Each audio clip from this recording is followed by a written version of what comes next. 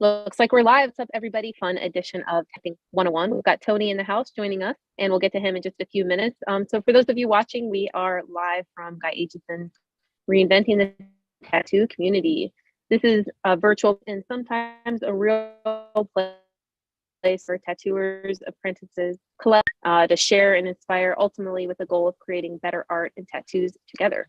We beam out nearly every day, so if you're watching, just let us know in some of the places like the YouTube chat or reinventingthetattoo.com that these streams are working. Other places to watch are Reinventing Roku channel and a YouTube channel, which is got events that you can add to your calendar from there. So otherwise, our latest event schedule, notifications, all that stuff can be found at reinventingthetattoo.com. Before we get started, I want to shout out some of our other shows in case you haven't tuned into some of them. On Sundays, which is going to be special this Sunday with Jason Leeser, is Skill Building Sunday. It's a group Zoom where artists are encouraged to beam in to show something that they're working on, a design, or to prep for the evolution class on Monday night. Also on Monday mornings is the Reinventing Drawing Group with James Lisson, and the Tattoo Weekly with myself, Jake Meeks, and Gabe Ripley at 11 a.m. Monday evening at 9 p.m. is the evolution class led by Guy Aitchison. And Tuesdays at 10 a.m., Ricardo Sturdivant's Tuesday Feels. Lastly, on Wednesdays, we have Gabe Ripley's Tattoo Now and our business meetings, as well as the Tattoo Collecting 101 on Thursday evenings. Other than that, if you guys want to see us, well, some of us will be in the Indie Tattoo Expo next week. Start with him. As Mania in Tampa and Hell City at the East. Before we kick it off to all of our guests today, we want to shout out to our sponsors, as I always do. Thank you to Raw Pigments, an e-company that is tapping into the store. Acrylic-free tattoo inks that a lot of artists have been very impressed by across the world. Also, thank you to Alex at World Tattoo Events, with the largest, most comprehensive resource for tattoo events in the world, as well as D-Lives Pro, which is a project by Alex Pase. He's got a lot of different products. Right now, I think one of the best ones, besides their bandages, would be their sunscreen. Also, thank you to some of our affiliates, Tattoo Now, Fireside Tattoo, ecofriendlytattooSupplies.com, and the Apprenticeship Diary. I think that's just about all I need to tell you guys. Again, just keep an eye on our YouTube chat because we'll be following along through that, and let us know where you're beaming in from. All right. What is up, everybody? Hello. Hey, Lauren. Thanks for bringing us in. You always do such a good job with that. Amazing as always. It's funny how, like, unless I have like a list of absolutely everything in front of me, I get all like nervous. Oh, thank you. I She can't just see wings right it now, but she's on it. She's so good. She just wings it. So tonight we have a very special guest. I actually just started winging it. Yeah, recently. It's amazing. To be able to do that off the cuff is definitely a skill. I can't do it. Can't do it. I'm excited to talk to your guest tonight. I've seen him all over the place with an amazing selection. Yeah, Todd and I had the chance to talk with Tony at Hell City for a little bit. We managed to keep it under 3 hours. Yeah, I think my mic's working. I can hear you now. Yeah. Yes. Yeah, it's okay. I did have assistants helping me tear down, and they twisted apart this mic cable, so it may need replaced. So there is that. Assistants. We'll take it out of their pay. I mean, it's just one of those things where, like, habitually there's going to be things that need replaced no matter what. It was probably me. It was most definitely you. Yeah, it's probably me. I'll buy another mic cable. But so we've got Tony with us, and Tony has an amazing tattoo collection. Todd kept telling me, he's like, you got to meet this guy. You got to meet this guy. You got to see what he has. So once we started talking, I was like, oh man, I've been looking at your collection all weekend already. Like, he's got some amazing work. Tony, would you like to take a minute and kind of introduce yourself and talk a little bit about your collection, and we'll kind of circle the rabbit holes together. Okay. Yeah, I've been tattoo collecting for, I guess, 25 years, you could say. I mean, that's when I first started getting a tattoo, like 25, 26 years ago. I slowly got into it. But then when I started going to conventions and meeting people and and artists from all over the place. Then I decided, I think I'm a tattoo collector. This is my people, and I'm really enjoying this. So I really started getting tattooed as far as a collection goes, maybe 10 years ago, something like that.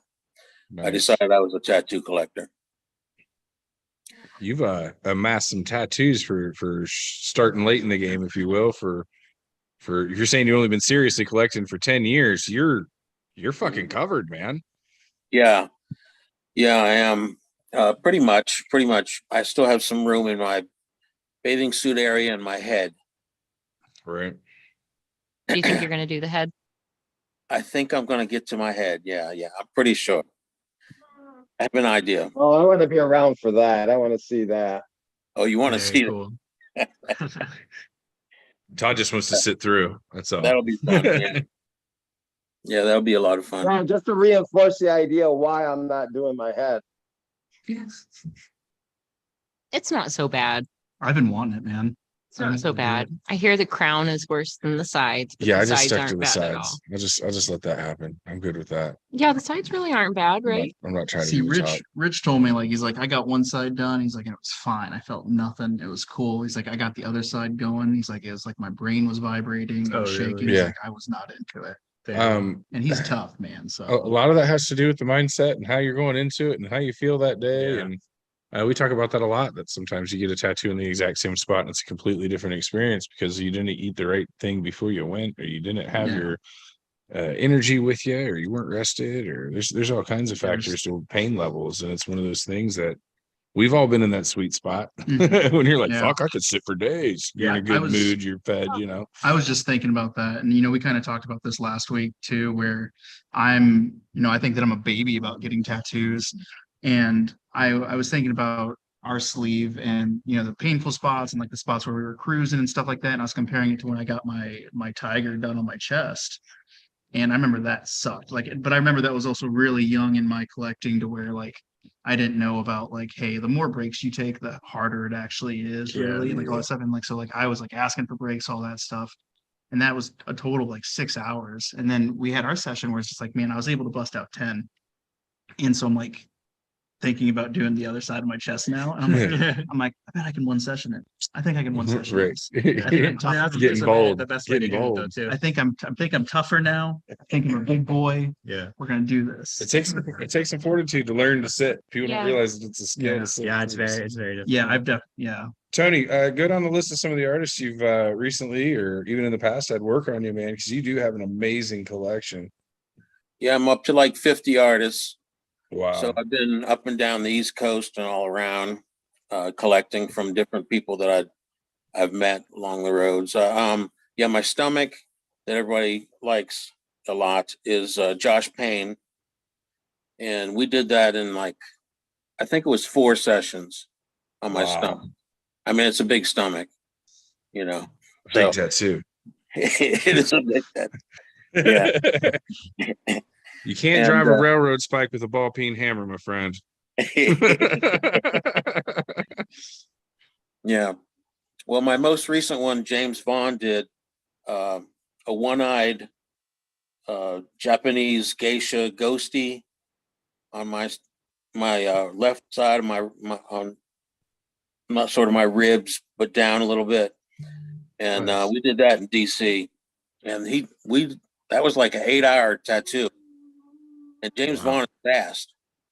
Yeah. But that was like it was just like a long day. It was 8 hours. And we ended up, it was at DC convention, and we closed down the place. I mean, he was still tattooing me at like 1, 2 in the morning. And it was fun. That was fun too, because the floor was closed, you know, but then now you're hanging out with the partiers. Yeah. All the artists who hang out on the floor after hours. So that was a lot of fun, actually. I mean, it was painful, but it was fun. It's a side of the set you don't normally get to see. It's kind of an introduction into a different world. It's cool to be able to be privileged to that. It is, man. Yeah. That's right. Best people. Best damn people. Yeah, 1000%.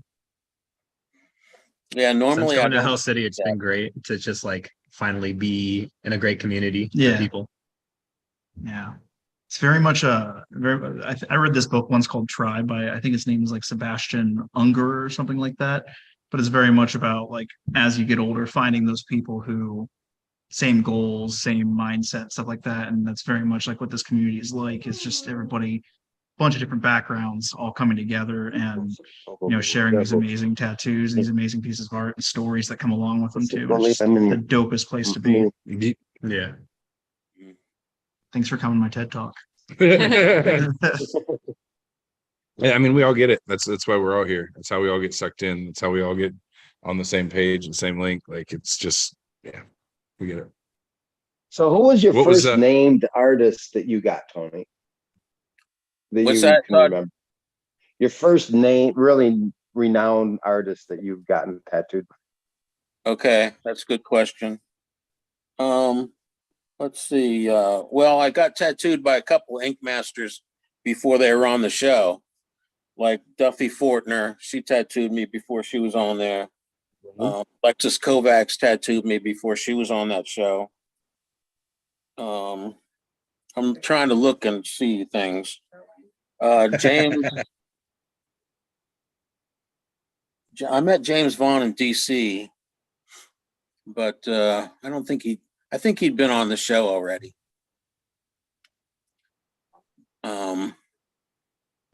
I can't remember who my first big one was. I met you. Marshall was tattooed. Marshall? Yeah, he tattooed me at Hell City. And that was another time we closed the place down. Was he was tattooing me and they were tearing down around us at Hell City. That was fun. That was Sorry, fun. buddy. Well, I mean, Hell City is one of the shows that'll let you keep going, Yeah. like, Yeah. you know, as long as possible, they'll let you keep going. Other shows will like put a hard stop to it. So And then I guess Yeah. go up to the room, but I have been tattooed in a hotel room once. We went to a convention up in New York, and the lighting was terrible at that place. So Halo was going to tattoo me, and we ended up in his hotel room because he couldn't see anything down on the convention floor. Yes. oh, speaking of lighting, guess what I heard today? Fat kids are harder to kidnap. So, you know how the light in the ballroom has always been a little bit dim because of the big projector screens that we have that take like 72 people a piece to set up. You know, the ones that are clunky and take like half the semi up. Those aren't going to be in Phoenix. Yeah, no. So it's going to be a lot brighter for all the artists. And we're going to have a brother to this giant thing behind us. So instead of a projector, we're going to have Brian and I were putting Nice. together one of the screens, and he looked at me and he was like, "This is a pain in the ass." I was like, "Then why do we do it? Yeah. There's got to be an easier way, bud." And he's like, technology has caught up with us. Yeah, technology has he caught up literally with walked us. to Derb about 10 minutes later, like, "This is the last time I set these fucking things." And that's really how decisions get made around. Well, and then we already had this for, you know, whatever purposes. So add a second one. Jules, I think, was looking for road cases today. So Should be ballin'. yeah, so that's gonna mean that the Hell City floor, it comes up in conversation that like lighting is an issue for some artists, and that's because the ballroom has to be dimmed a little bit for the projectors to cut clearly, so you can see, you know, It's a what's hard going on balance with the between competitions. stage show and, I mean, I get it, it's a tattoo convention, Yep. but at the same time, But now you're trying we to get the run best of both worlds. right. Yeah. Yep, we'll get to have full light as bright as we want, and then we'll have nice, instead of projectors, we'll have nice bright TVs. It's just finally technology has caught up with us. Like Right. over the last 3 years, giant TVs have gotten more affordable than what a projector and screen used to be. Yep. So Well, that makes me happy because as a photographer, that nightmare or that lighting is also a nightmare for us. Like that was crazy. yeah, Like it was dark. Yep. But so we made it work. yeah, Oh, so it's gonna be better.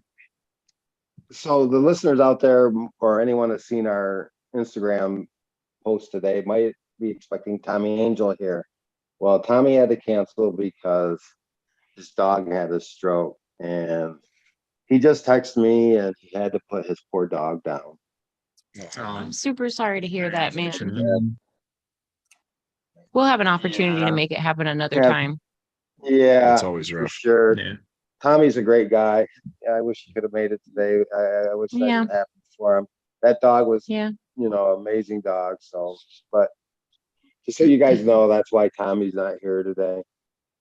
Well, we wish him the best, and our thoughts are with him. That's Yeah. always a tough time, man. Absolutely. Sure. Well, I don't know. I don't want to think about it. No, Man, me neither. my But dogs, my animals, I just love them so much. Yeah, But that's like always the time I comes know. and it's hard. Yeah. It's hard. it is. But they live on, memorialized by our fond tattoos of them and hand-painted crafts that all of our arty friends do for them. Let's change the fucking Hand subject. painted crafts. Hand painted craft. Just talking to Jade about that. Yeah. And I'm like, the dogs that we have now, it's the first time we've ever had dogs where I've been like, I get these little fucking shitheads Let me tattooed go. on me. I made sure I got my I love dog these tattooed dudes. on me while she was still young.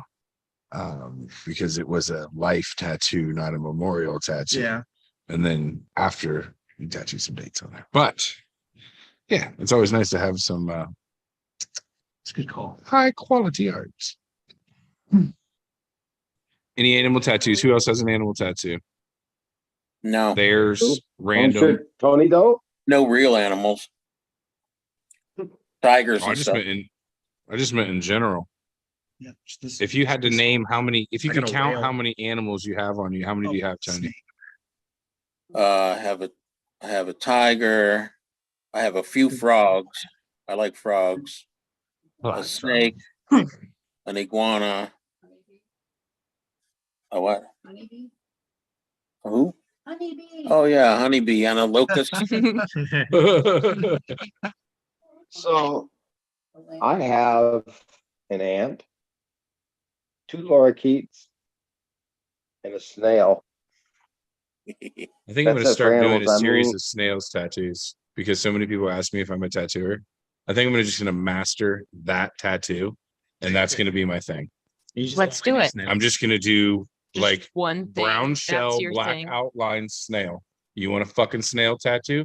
$650, 6-month wait. Hit me up. Hyperrealism Boom. or no? Fuck no. Fuck, you might get some whip shade if you lucky. Yeah, I mean, if you're gonna specialize in it, you might as well go all the way. I didn't say I was right? going to specialize in being good. I said I was going to specialize That's in fair, snail that's tattoos. subject. He's in the corporate world. They call him the subject matter. Yes. It's called a style Yeah. based choice. Okay. I mean, if you can sell an NTF for $1 billion, I can sell snail tattoos of any caliber. I feel like I'm just now realizing I don't really have any animal tattoos. I've got a cicada. My hand is like an alien nautilus thing, but it's really bio. It's So not it's not, I like, mean, it's not like I don't really have any animals. I've got a pizza Steve. Pizza That's Steve? definitely not an animal. he's a party animal. You You fucking love kidding pizza me? Steve. Party Pizza animal. Steve. It's right next to my strip of bacon. As it Perfect should combo. be. As it should be. I love it when I get accused of being a vegetarian. I say accused like it's a bad thing. Mhm. And people are like, I thought you were a vegetarian. Fuck. No. I have Make it a tattoo. I have a dope animal tattoo that I want to get. So Can we do it on your face? let me think about that. Okay. I want to have it right above my knee, and I'll tell you why here in a second. So when I first started dating my wife, she lived in Chicago. So we did the long distance thing for the first year. And so every other weekend, I would go out to Chicago to go visit her. It was my first time ever seeing like a big city rat. Hmm. And we were walking out to dinner one night, and I was like, I just saw it like stomp by, and I was like, oh shit, that's a big ass rat.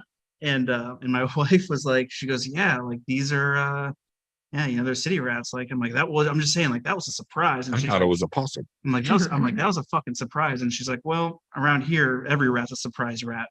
And so it became this reoccurring joke in our relationship, right? Where one year she's this incredibly talented graphic designer, and she made this birthday card for me, and I opened it up, and it's a rat wearing like a birthday hat with like one of those little blow streamer thingies. Perfect. So I want to get something of that nature tattooed like right above my knee, so that like every time like I want to surprise somebody, be like, hey, surprise rat. I thought he was gonna say. I think that'd be It's like jumping through a window. I think we know some people that can make that happen. I know. Make it. If you want to email me about my tattoo consultation and concierge services, We're not you're making it a more snail, than though. welcome to. We're not gonna No, make it a no. surprise snail. But I think I could set you up with somebody that would be able to do that for Okay, you. excellent. 3% commission. I Yeah, think for if I were sure. to get an animal tattoo though, I think I would get, I think I want one of Tom Strom's creepy little deer. Yeah, Those little you do. creepy That's little awesome. deer Yeah, that's a good idea. I creations. like Tom's work. I think I own most of the originals of the creepy deer series that he's done. There's a couple that I didn't have the chance to snag up, but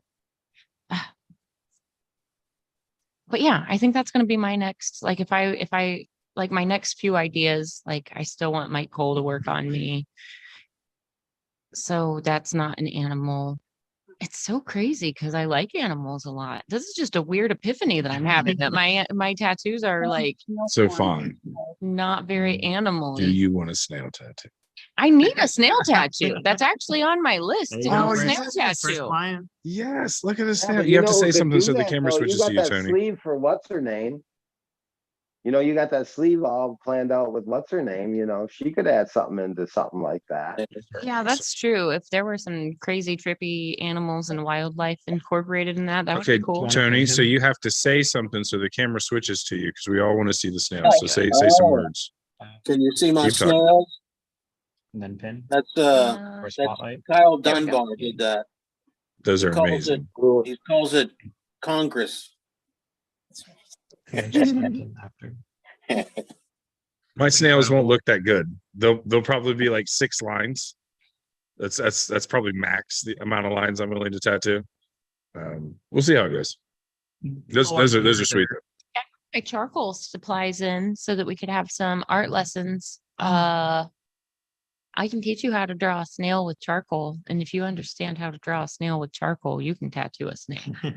Well, can we not do that like live on air? It doesn't have to be on air. Hear me out. Sure it does. They could tattooed Bob Ross, right? That's what this could be. This could be a whole series. I think I would prefer just to get volunteers to get shitty ones and just get better in the flesh. Have you Like seen perfect on people. like Can I There's enough people that want Shel free snails. Silverstein's illustrations? If you could just do like a Shel Silverstein style snail, I Yeah. think that would be rad. Like a Like one line, A spiral, it don't even comes pick up, the here's machine his up. head, and like a line. I love With it. some brown. Boom. I'd get one. See what I'm saying? So Boom. Done. Just saying. Snail tattoos. yeah, I get that.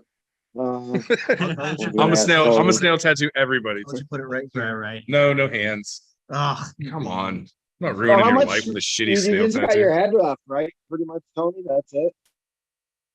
Just the head. Or you Tony, got he your asked if neck you just at had your all? head finished. Is that all you're missing? You said head No. and bathing suit area. Yeah, that's right. Head and bathing suit area. That's what I'm missing. Yep. Do you I have your mean- neck done? Yeah, with the sides, not the back. I figure the back's part of my head, but the sides Okay. are done. Jesse Smith did the sides of my neck. Nice. Now Todd Very has cool. a whole head of hair. That's why he's not getting his head done. I don't have any of that. I'm ready for a tattoo up there. Fair. That's fair enough. Yeah, that's one of the reasons why I don't want to get one is because, you know, I still have my full head of hair and I'm quite proud of that. And I worry if I shave it all off, that's it. It won't grow back. So that's pretty much why I probably won't get one. I don't know. But, you know, hey, I enjoy my head tattoos and my hair definitely grows back just fine. I just shaved my head. yeah, but and you're now still I'm like, young. I'm like scared now, Todd. Like I never thought about it not coming back. Should I just pre-Rogaine? Like get ahead of it, man. I'm kind of fucking freaked out now, Todd. I didn't even think about that as being a possibility. I'd rather have The it. fuck you I mean it know, just but- doesn't grow back? Prepares you for it. Yeah. Preparation is key. Everybody over 35 is gonna just start using Rogaine just in Just- case. Not me. I got Boxes. a strong line of healthy hairlines.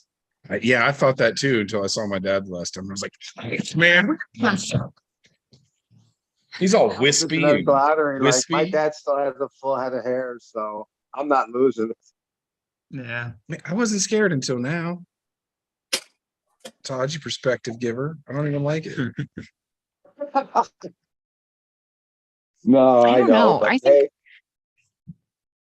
think about when the time comes, maybe Tom Strom's who I want to do my neck. Maybe that's where I should get a creepy deer. Maybe I should get 2 creepy deer. Maybe I could get like the creepy deer waterfall on one side and like another weird creepy deer on the other. Is that doing too much? Because my No, name's it's kind Fawn. of cool. Yeah, you could get like the waterfall It's and a then little just like a self-indulgent, moonlight. but I'm here for it. I'm a big fan of doing what makes you happy. No, Do you especially know? they're creepy. Did the creepy deer make you happy, Fawn? Yeah. Would you like to see those creepy deer every day? maybe. Then fucking tat that shit on your neck. Yeah, that'll be dope. And if anybody says anything, tell them to fuck off. Like from the bottom of your heart. Fawn fucking Be like, Baker, dog. Oh, is oh, Tom in bless your Denver now? heart. You can just Yeah, he is. So it's like a very real possibility for me to just like hop a plane and be like, Love it. Nick Caddy. And I've bought so many original pieces of work from him. I'm sure it would just be a matter of reaching out and making the arrangements. I think you just started that. You just said it. You put it into the universe. We recorded it. Oh, I've put it into the universe before. It's just, am I ready to? I don't want to do my throat. I think as long as we stay off the front of my throat, we'll be okay. Is that what you're saving your snail space for? No, that's not going to be my snail space. But man, where would I put a snail? I'd have to put it on the sporado leg. It'd have to be from the knee down on my left Somewhere leg, hidden. like opposite my Pizza Steve, maybe. I'm hoping to do a bunch of ankles. You know, Yeah, it'll be like snail tattoo, Move to Myrtle Johnny Beach. Cash pistol, Pizza Steve, it'll fit right in. bacon. Oh, It'll and fit my right in. Converse. They all work. It's all perfect fit. an arrangement. That's all like below my ankle. So if you were That's a pretty to random. tattoo your neck, do you think you would go in one side, or do you think you'd go in and be like, bruh, we're doing it? Oh, that's a good question. I'd like I would, input from anybody. honestly, I would this, I don't necessarily imagine my neck to be symmetrical, but I imagine it to be balanced when the time comes. And I imagine like a specific curve to kind of follow my anatomy. But like outside of that, like I don't really have any specific visions. But I like his work enough that I feel like whatever he did, I would love it. The Does he more glass both your I- sides next, Tony, at the same time? I mean, or did you do different sessions for each side? No, it was 2 different sessions. So I got the sides of my neck. Why would I get my throat tattooed? Yeah, with that beard. No one's ever going to It's a- see it. It's a great place for a Yeah. surprise wrap. Or a snail. You should get some type of curtain joke. I don't know what it could be, but I'm sure there's one out there that would be A little fitting, elf thing. that you could like open the curtain and just like Phantom Right. of the Opera be back there or something. Yeah. I don't know. I don't know the right answer, but That's a good thought. I like it. just that's what I do. I make ideas. They're not all good, but you're gonna get it either way. So. It's not a good idea, but it is, in fact. And an idea. Creeping on your Instagram, Tony, trying to find if you have any pictures of your neck that I could screen share. I may have put too much. The in other that thing one. that people don't realize is Tony took second for overall at Hell City 2 this past, a couple weeks ago. They hadn't gotten to that point yet, Todd. You ruined the Yeah, surprise. Todd. Here we go. I guess I'll Oh, screen Billy. share that now. Pull it up now. Wait, might as well just pull it on up. Screen share We'll this. do it now. We're doing it live. There he is. There we are.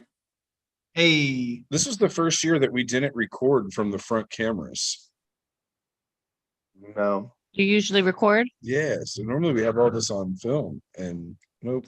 So it just so happens that Todd and I captured the majority of the competitions, and you can rewatch a lot of them on our Instagram page if you feel like you want to see this stuff close up.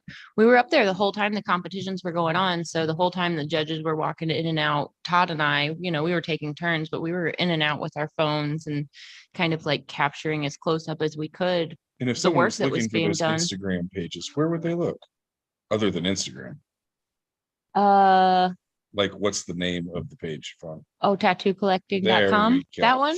Oh yeah. If you go to tattoocollecting.com, that was smooth. guys. that is, That was I real didn't smooth. know if you Like wanted me to butter. like specifically plug like the tattoo underscore collecting underscore 101, or and that matches on all of the socials, or That's it right there. or if you go to tattoocollecting.com, there's a link that'll take you to the Cool. playlist Let's of go. all of our videos that are on YouTube, as well as a link that'll redirect you right back to the Reinventing homepage.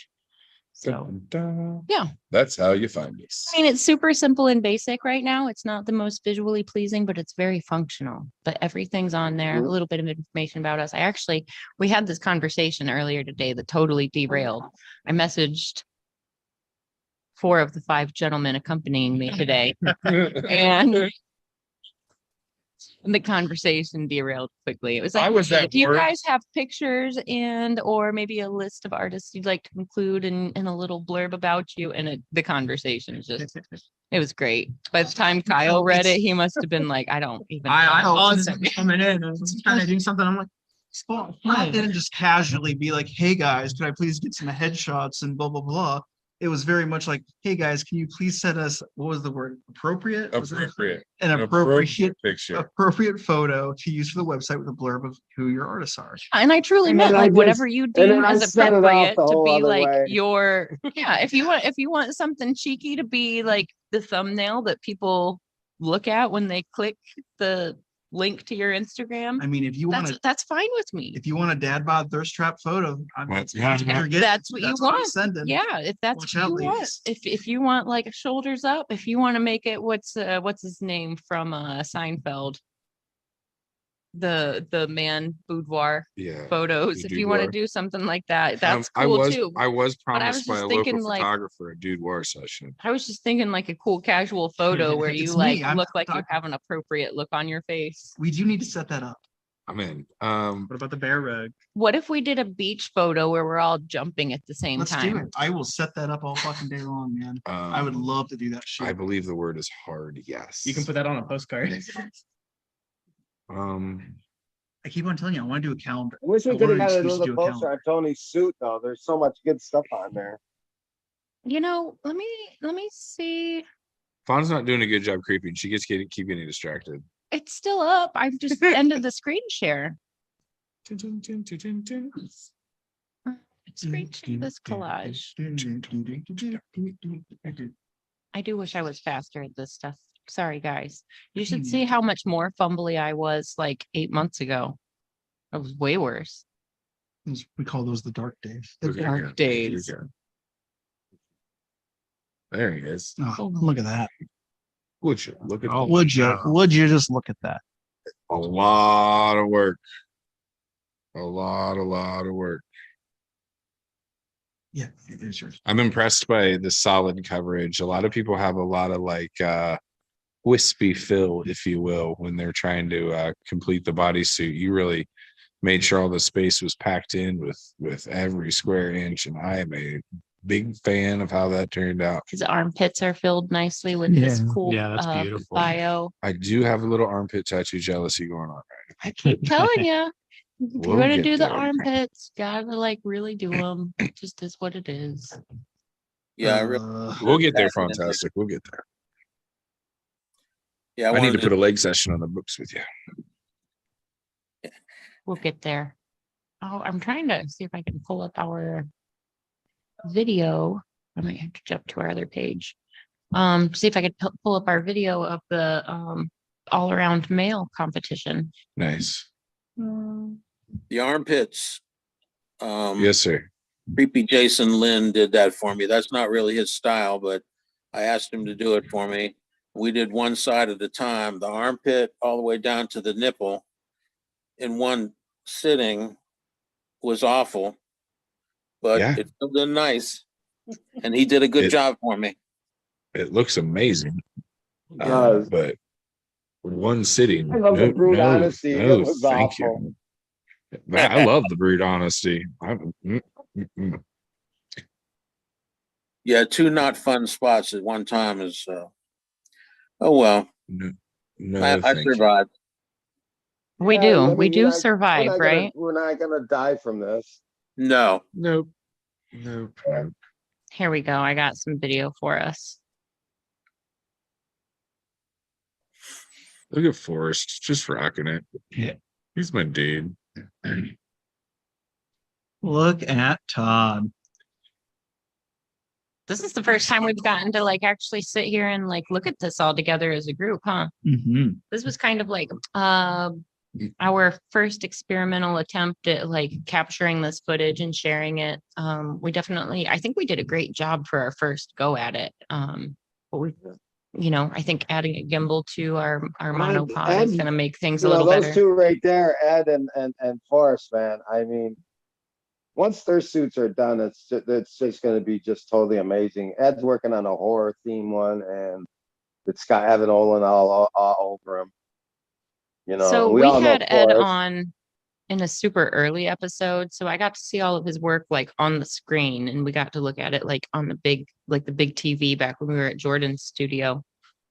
And seeing it in person and seeing it close up and getting to see it like with my face 6 inches away from it, it is really flawless work. It is so tightly detailed and it is healed so well. And Evan Olin does most of his work, right? Yes. Does that sound right? Yeah, it is. Yeah. Well, hats off to Evan, because that is it's very impressive in person. It's really, really nice. Hey, so I have a question. There's as like as a newbie to all of this, right? When the judges are up on the stage and they're having conversations with these people who are showing off the work that they've had done on them, what are those conversations like? What's happening there? So basically the rule is don't tell your judge who the artist is. Like sometimes the judges will ask how long something has been healed. That's a really important question. Sometimes artists just want to know the story behind it or how long it took, or so I mean every conversation is a little bit different, but then when you get to like see the judges step back and like the actual deliberation that goes on between the judges at this style, you can hear the judges say like, this was a really cool trick, but this is a cool thing because of this. And they're actually like having these conversations where they're comparing like apples to oranges and oranges to grapes, and it's really like which was tasty I just got a bag of grapes. grapes yesterday. I'll buy like 2 bags of grapes at a time, like one bag to eat immediately, and the other one gets frozen. We are all squirrels. It is bad. We got to stop. See, I do is I leave mine tattoo like right on the judging. door, so I just stand there and I'll eat them until the door starts beeping at me. I'm like, oh, I should stop. The other cool thing about this like Asian style of judging system is Hell City's always aimed to be incredibly fair with the way they judged. Up until the recent years, they were using this program that was designed by one of Jeff Solin's students in Chicago. But they switched to this because it kind of allows the crowd to participate in the competition, and you can see what's being judged side by side. It's not people parading across the stage where you can't even make out who has what. And this is kind of cool because you get to see the packs eliminate. And then the other thing I like about this system is like, if you're competing, you get to see the other people on stage. And as competitors, you can talk to one another and you can have conversations with the judges. And on top of that, you can see how other people have collected, and it kind of helps you like potentially make decisions about your own collection in the future, which is, I don't know, it's a pretty cool opportunity to see like, some of the best work in the world side by side and really see like, just quality on top of quality.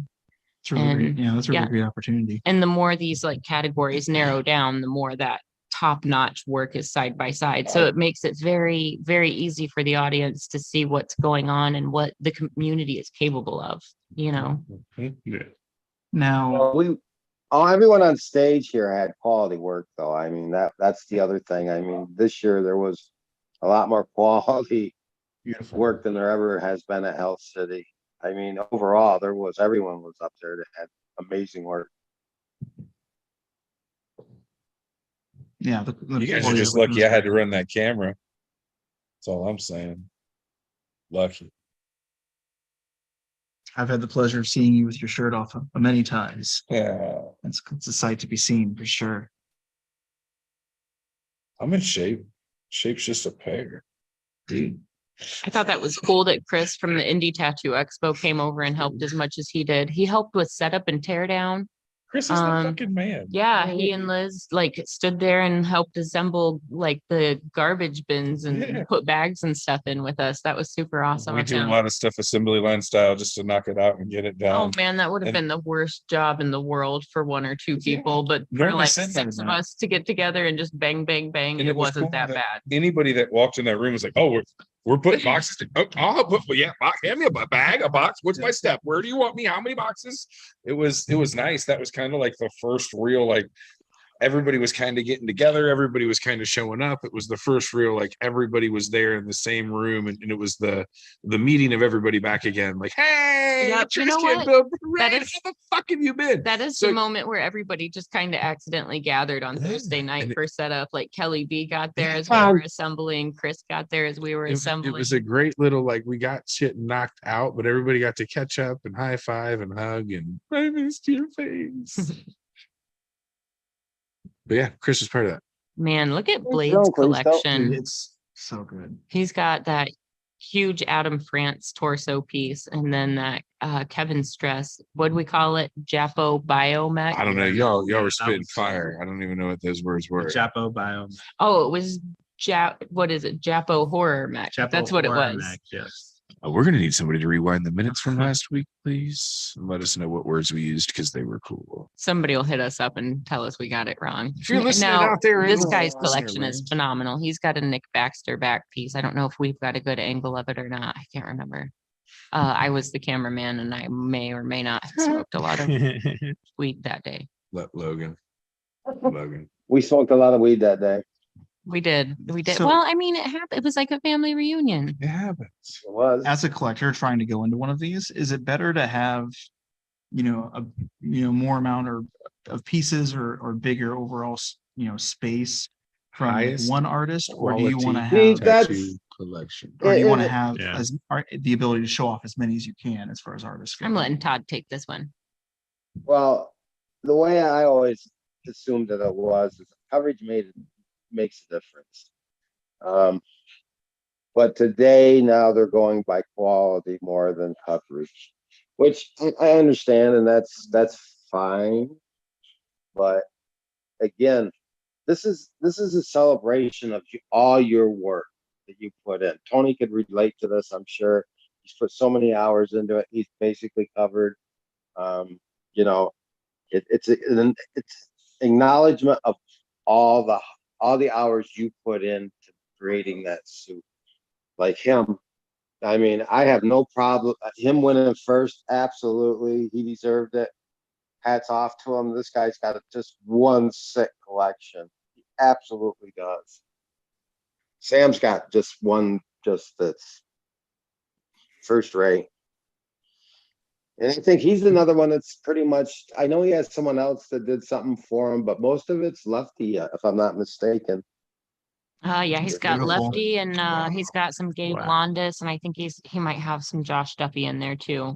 There's a Wow. third one Yeah. that's in there as well. I might be wrong about Duffy, but I think there's a Do I third. want something like that? Maybe, No, do you? maybe. Huh. It's your body, Joe. You're free to do with it I've what you never want. considered that as an option. See, that's why these are awesome. That's my to buddy watch. Pierre, Tattoos? man. Pierre's a good guy. Pierre's an artist too, and he's an amazing artist. Look at Look at Wow. that that artist with a knee. great collection. Look at the back of that knee. That flower in the ditch. It looks like wet Ow. paint. It looks like Ow. it was just painted on. That's That looks crazy. amazing. When we say So painterly tattoos, that's what we mean, Yeah, where it looks that's what we believable, mean. but it still looks like wet paint. Wow. Jesus. Yeah, Pierre's got an amazing collection himself, man, and that's great to see an artist have an amazing collection. I tip my hats off to him because too many artists take the time to just practice on themselves, and that leaves a bunch of crap on them. Here in town, we recommend the Grandview Laser Removal Treatment Center. I don't know. I'm We should really get them to thankful that I sponsor was us. patient for so many years. I mean, I did get some crap for it from other tattooers though, because there was like 8 years of my career that I didn't get tattooed at all. So, Oh, yeah, and you're I'm gonna a get- firm you're gonna believer get of that. like there's some karma to it. Like you've got to be able to appreciate what you're doing to this other human being. Oh, there's his back. This is Nick Baxter's work. Wow, Look that at is that. beautiful. Mhm. That's insane. In the membrane. Is- I see what you did there. Ah. And I think we were made for each other He sometimes. was so the first Yeah. show that we had Adam Rogers go with us. Who was it? It was me, you, Adam Rogers. Was it just the three of us, or was there a fourth? Nope. The three of us rode together. I don't know if we linked up with anybody there. Okay, it was but just the three of us. yes. Okay, When would we you went look to at that? Cincinnati, Saw. Yes. he was there right after his back had been just Yes. shortly after it was finished. It was like, Mhm. oh, you're here. Well, I'm not gonna win. Uh, the giant human on stage next to Todd, Sam, I believe his name is, with all the black and gray work. Yep.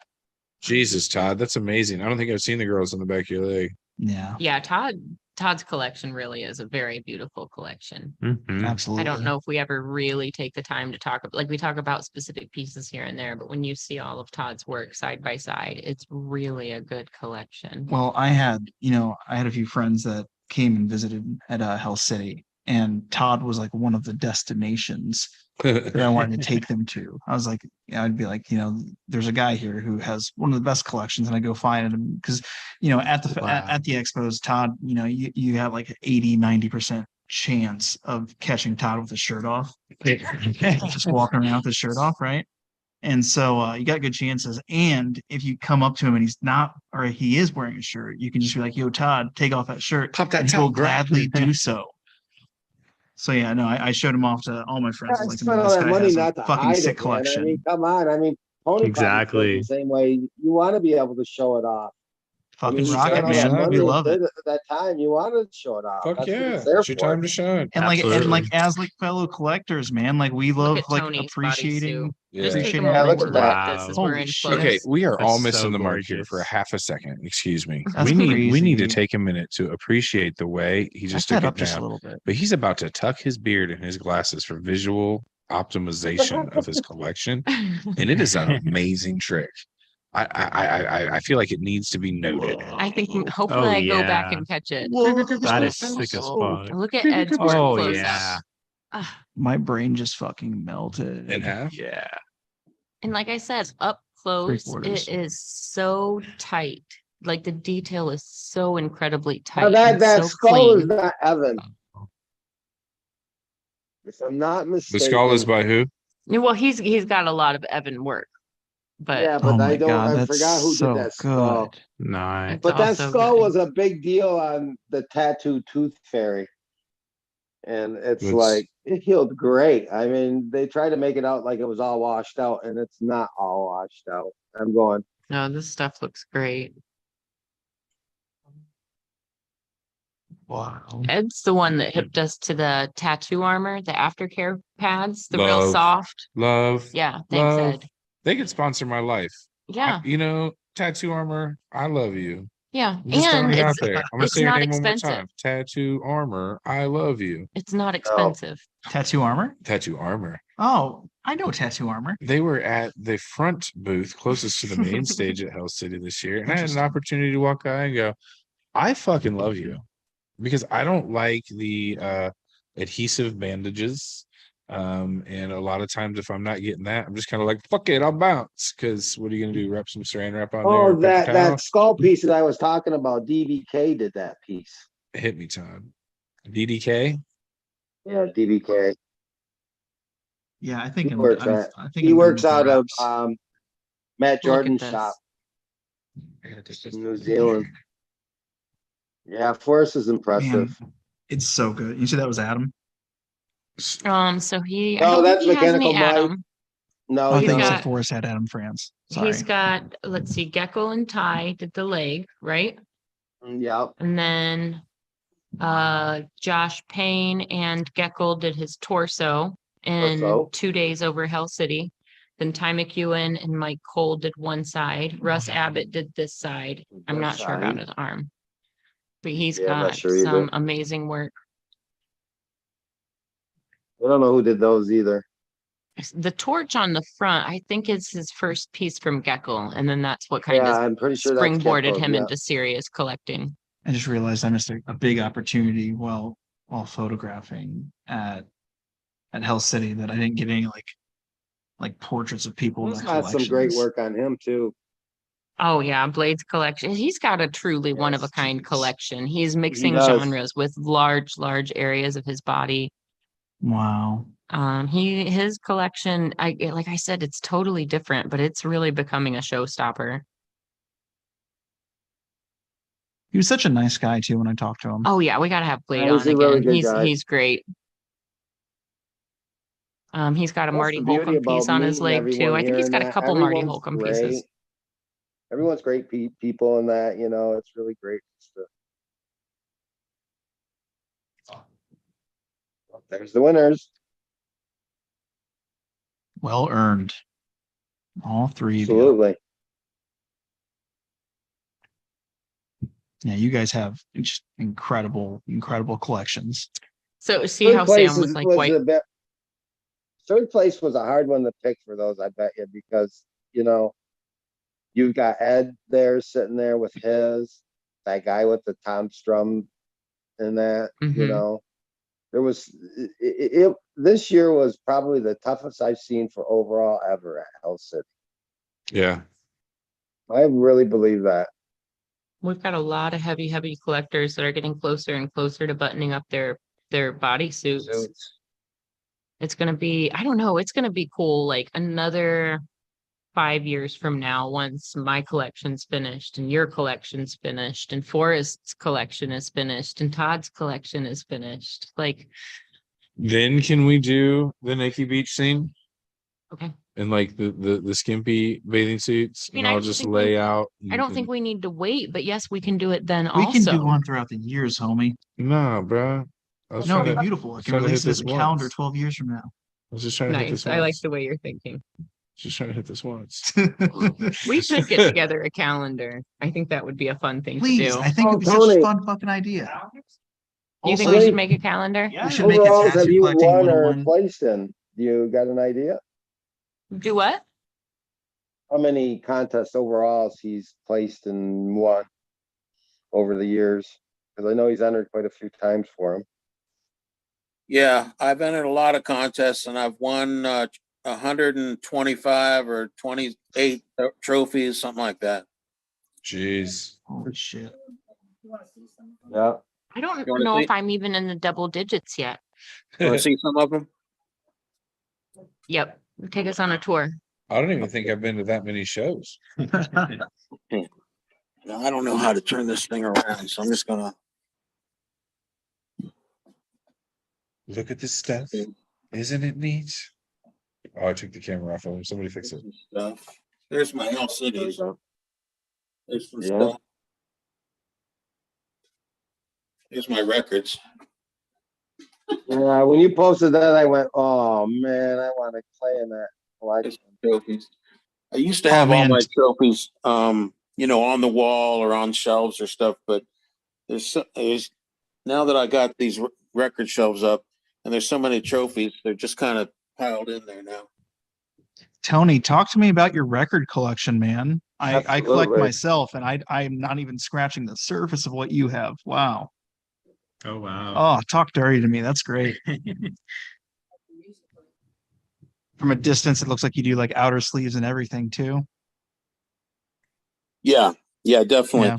Now we had a flood a little like almost a year ago. I can't remember exactly when. September 1st, I just heard. And the sleeves were a lifesaver. I had the Yeah. record sleeves That's- and now I don't put any records on the bottom shelf anymore. Solid move. But but I did then. If I didn't lose any I lost maybe a couple records, but not many because of the plastic sleeves. yeah. Any If I ever have the prized ones privilege of you- meeting you in person, we'll talk about this more. Okay. So what's your We just favorite get you other to, than to more collection? tattoo shows that'll happen. Oh yeah, I'll be around. I do have my right leg is music related. Oh I mean, yeah. Oh, nice. it's mostly it's all bands and people that I've seen and really like Bowie and Kiss. I'm trying to think who's on there. Ramones, What's wrong with the Bob Ramones? Dylan, Social Distortion, Alice Cooper, Frank Zappa's on there. Beatles are on there. I didn't see the Beatles, but I've seen 3 of them. I didn't get to see John, but I got the Beatles on there anyway because they're like my favorite. And That's fair. I got Motorhead on there. Dope. Nice. And that's all I can think. Oh, I got the Grateful Dead on that leg. Oh, nice. So that Yeah, leg I is don't- clean. I don't have any music tattoos yet, but and I'm trying to put real hard thought into this, but I really love this band called Ghost. And their Oh, singer, Papa. Satanic Papa Limousine? You're Emeritus, gonna yeah. put pop on Uh, you? Yeah, I want to get a Papa tattoo. I want to get like a realism Papa tattoo, I think. You know, there's But I'm already been getting so like many Baphomet done tattooed on my lately. hand, so I don't know if that's too much devil or just the right amount. Might be a little touch too much. Can never have too many No, there's devils. Tony. That's what I think. Exactly. Whole Satan. I'm just gonna prophecy. kind of surf around on his Instagram for a little bit and see if we We can can find creep some more on your close-up work page. of or That's the close-up night. pictures of his work. Yeah, that's the night we closed down the DC convention. James Vaughn doing my side. James, great Tony, how guy. do you Love how do you James. sit, man? Like, are you He's just like like a a chill rock. out, just just I like hear chill I- out, lay there, close your eyes? Yeah, here I sit pretty well. I sort of bring down my hat, over my eyes a little bit, and just kind of sit there and take it, I guess. Yeah. When your options are low. That's what you do. Yeah, That's amazing. Just sit there and take it. And take it. Look tough, but cry on the inside. Oh, I cry on the outside. I don't even care. Yeah. I don't even care. I gave up being tough a long time ago. Yeah. I like your fish. Yeah, those are lovely. that's one of my oldest tattoos is that arm. Really? It looks Yeah, beautiful. that's- Who did it for you? A local guy, his name is Loach, and I started going to him because he was local, and he did a lot of my older tattoos, and that arm is man, I don't remember exactly, but it's got to be 20 years old, but it's still in there solid. Oh yeah, that yellow's pretty good for Even the being yellow, 20 years yeah. old. Mhm. Wow. Very bold. Yep. Must be Starbright yellow. Oh, I Oh, like that. That's That's cool. Tony Urbanic. I had this empty spot right there, and he That's awesome. he drew this little bug on there, and he said, "This is a horny something bug." I can't remember exactly what he said, but what he likes to do is he likes to come down and eat Jesse Smith tattoos. So you can see he's starting to eat that Jesse Smith tattoo on the horn there. Oh, that's fantastic. That's awesome. So that was fun. That's my knee. Man, this makes me so excited to get back in the chair, man. Can't wait.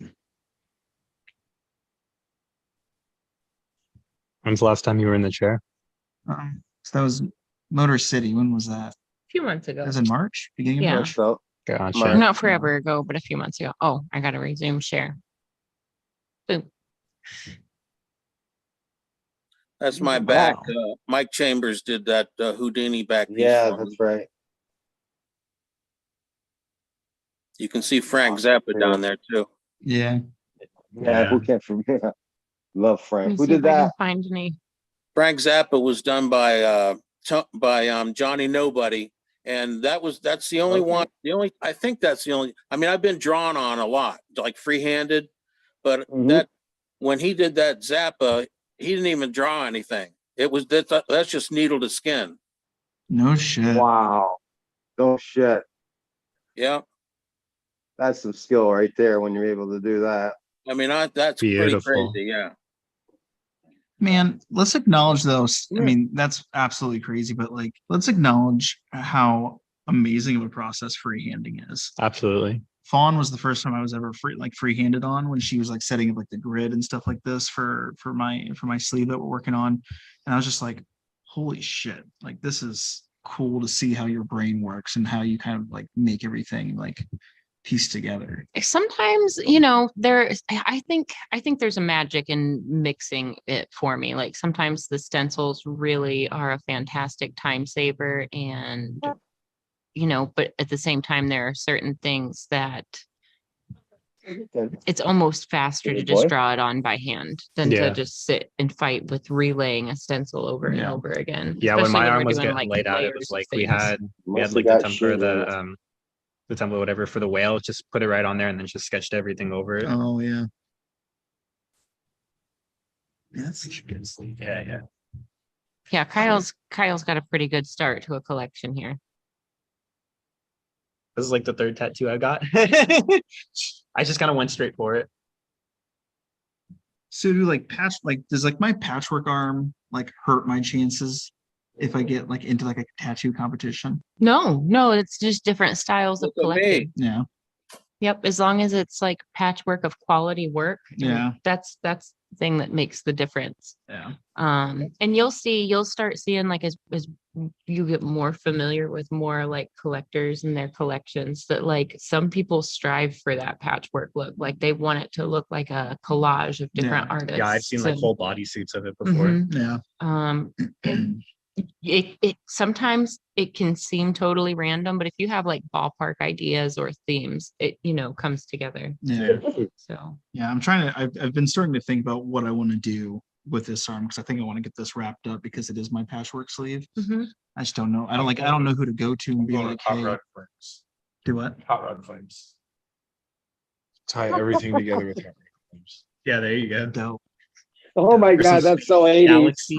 Oh, there's some See, space and it's the shit. only Is way that to too go. much? Is that too much space? Though? No, Is there's what you're never gonna too do? much space. All What are you right, talking all right. about? Hot rod flames. I think some hot rod flames could be really cool. See, Maybe you See. transition between both of them. Yeah, you've got like For coming up here. how a about little hot here. rod flames Yeah. in space, bro? But like I'm imagining like burning the space like a lot. one big one, like what you would see like on a Oh, stretched yeah, out yeah. chopper, Yeah. where like if it had a real long, sleek gas tank where they Yeah. just have like one ribbon of a flame that like hooks one time, like I'm just saying. something like that, just busting down with If you'd like like a super tattoo 50s consultation for looking your a whole bunch of tattoo concierge Bermuda blue. service. Can I get a 2-for-1 deal with my snail? No.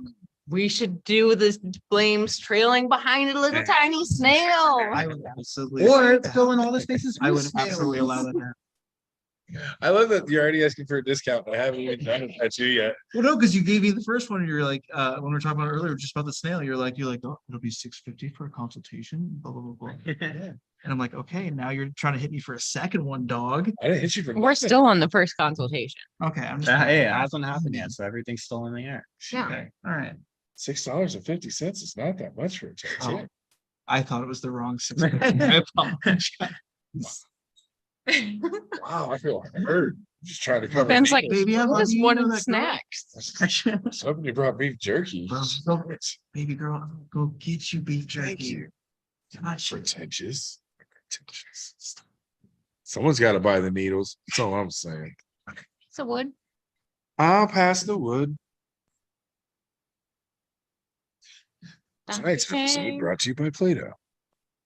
will you pass me that other monster? please? No. I don't know if you guys know this, but Play-Doh jars are airtight. Are they?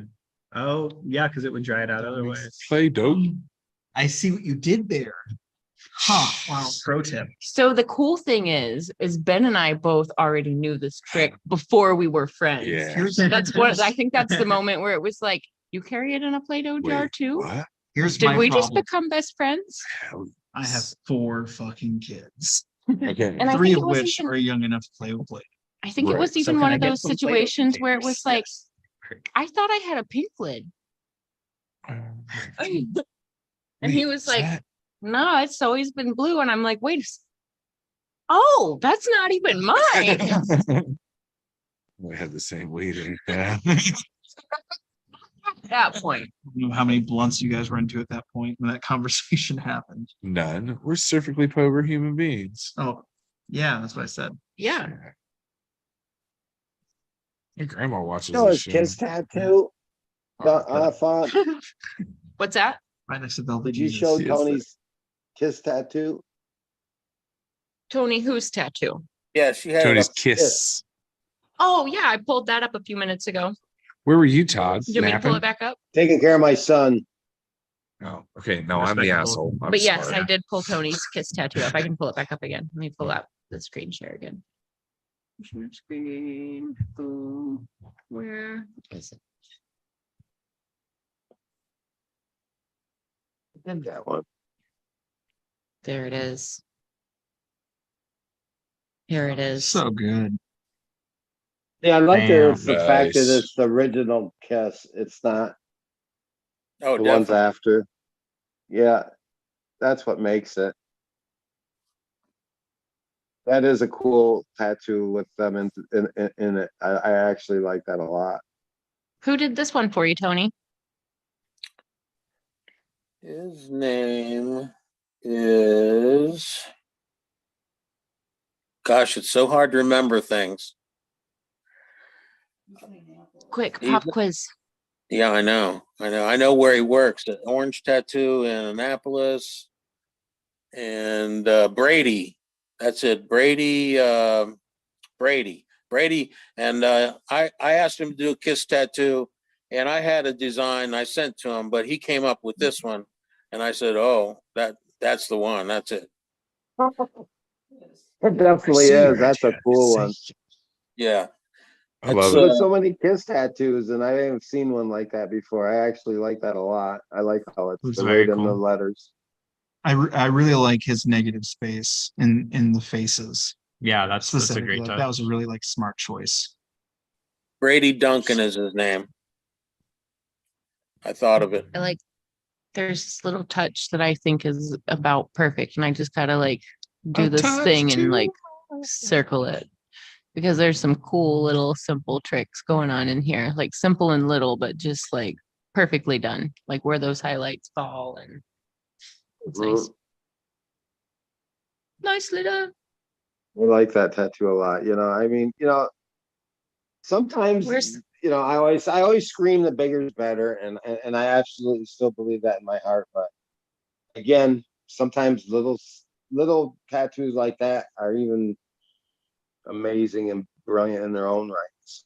I mean, It's hard to get It's that just- kind of detail in a smaller tattoo. So when it's It done is, right, and you absolutely can is. see that painter's tricks, just like Juan's talking about, that brings those details out, and something that's not humongous is a whole nother level of skill that's Absolutely, yeah. amazing to see. It's like when it's of the size that you can only have so many details when you pick and choose which details Mhm. and then they're just put in the perfect locations and executed perfectly. It's just an example of like a tattoo doesn't have to be photorealistic to be an excellent tattoo. Right. Yeah. exactly. All the tricks. Give me all the tricks. So, Everybody's being Tony, do you have quiet. like a ritual before you get tattooed, or you just go up and let's go at it? Well, I make sure I've eaten. You don't want to go into a tattoo without having to eat, or without having eaten, and then you get like faint. That's not Absolutely. good. So I eat before I go, and that's about it. I bring water with me and my hat, and that's about it. Are Yeah, that's- pre-tattoo rituals common? Yeah. We always like Yes. I'm glad that he talked about eating because we always talk about like making sure you eat a good meal Yeah. and like get Mhm. good rest the night beforehand just so your body's ready to go into recovery mode. Just like the same way an athlete would prepare for a competition or like a runner would prepare for a race. Like you just want to prepare your body because 24 hours from now, you're going to be in recovery mode. Yeah. So This is about to hurt. yeah, but also like the better you treat your body in the days and weeks leading up to your tattoo, the more stamina you're going to have, and the longer you're going to be able to sit, and the longer it's going to be before you hit that wall of just like being exhausted and not being able to like mentally overcome the pain hurdle. Yeah. So I'm glad that you jumped right in you eat well before getting tattooed, but yeah, like some people have rituals, like I don't know, people will have mantras for themselves. Oh, I don't know. affirmations and stuff like Yeah, that. mhm, Stuff like depending on that, what they're- or but Boris, he wants you to take like a mega dose of vitamin C the night before you get tattooed. He I requires don't you hate to that do. idea. I didn't hate it either. I still do it. You know, And what's that supposed to do? it's Just supposed boost to your help immune in system. healing Mm, and help in Okay. healing. I mean, I guess that makes sense. yeah. So, you know, I mean, there's different things that, you know, that you need to go into when you get a tattoo. I mean, sleep's the biggest thing. If you go in tired, your stamina will not be there. I've done it. Yeah. I know Absolutely. what it's like, and it's horrible. And so the number one thing besides eating is sleeping. Hydrate well the day before, so you're nice and hydrated. And Well, that's key too. that If you don't hydrate the day before, your skin is shit. Yeah. Like Yes. it's kind of your job as the collector. If you want a well placed and a good looking tattoo, to prepare the canvas. When Yeah. you paint acrylics, you paint that fucker white before you start. Same with your skin. If you don't prep your skin and take care of your body before you receive this tattoo, you're not going to get the I know results that you're some. looking I know Yeah. some collectors that exfoliate before they go in and get their tattoo. I mean, I'm You not know, against that depending either. on the season, that's actually really good advice. Sometimes clients will go on vacation and they won't realize they had gotten too much sun, but once I lay the stencil on and wipe 2 or 3 times, like the stencil's not coming off, but the top layer of skin is coming off. So Ew, that's a ew, weird ew. thing that I run into in the summer sometimes. But like even myself, like I let my arm get sunburnt going up to Marion and back. It's an hour away. Yeah. And like I have sunblock in my van, and still I accidentally got sunburned. So like a week from now, my arm's going to be a little bit peely and a little bit flaky. So like that is a funny thing. So like especially during the summer, or if you have like, yeah, go ahead and exfoliate real well. That's not going to hurt a thing. Like Yeah. don't scrub yourself raw or anything, but go ahead and exfoliate where Yeah. you're going to get tattooed, because it's only going to help the potential Mhm. stencil or marker drawing stick that much better. Don't go hard, but like treat yourself kind Yeah. of Don't blow situation. the Yeah. noses. I like Tony. that. Yep. Yeah, Um, that's a funny thing that only happens in the summer when people accidentally get too much sun. Do you prefer if your client comes pre-shaved, or do you want to shave I it do. yourself? Okay, so here's a funny conundrum. I would love it if clients could always pre-shave and I didn't have to shave people, because it's such a weird, intimate thing to do for Yeah. a person that But most like. people suck That's at why it. I do it. Okay, Time. but that's the point that I'm getting at, is every time somebody that doesn't always shave their legs, or somebody that doesn't always shave their arms, like if you don't already do that regularly, or you don't have like an electric shaver, without fail, there's always like a spot where it's like, what happened here? Like it clearly ran down your leg and dried. Like, how many times did you cut yourself in this spot before you decided? 13. Or like they get to the little wrist knuckle here and they just shave Shave the it off. whole wrist knuckle off. And then I can't tattoo that area anyways. So it's like, well, that's where we're starting So next if time. you are a professional body hair remover, So here's what I recommend. If you have trimmers, just go ahead and like knock the hair down. You Yeah, don't that- have that's to the best take thing it you to a can do. clean shave. I'll give you a clean shave. It's no problem. but bust the Tattooers, fuzz. if you would like some advice on shaving that will make your life way easier, hit me up, because I stole some tricks from a barber who likes to shave with like a straight razor. And I was like, I see what you did there.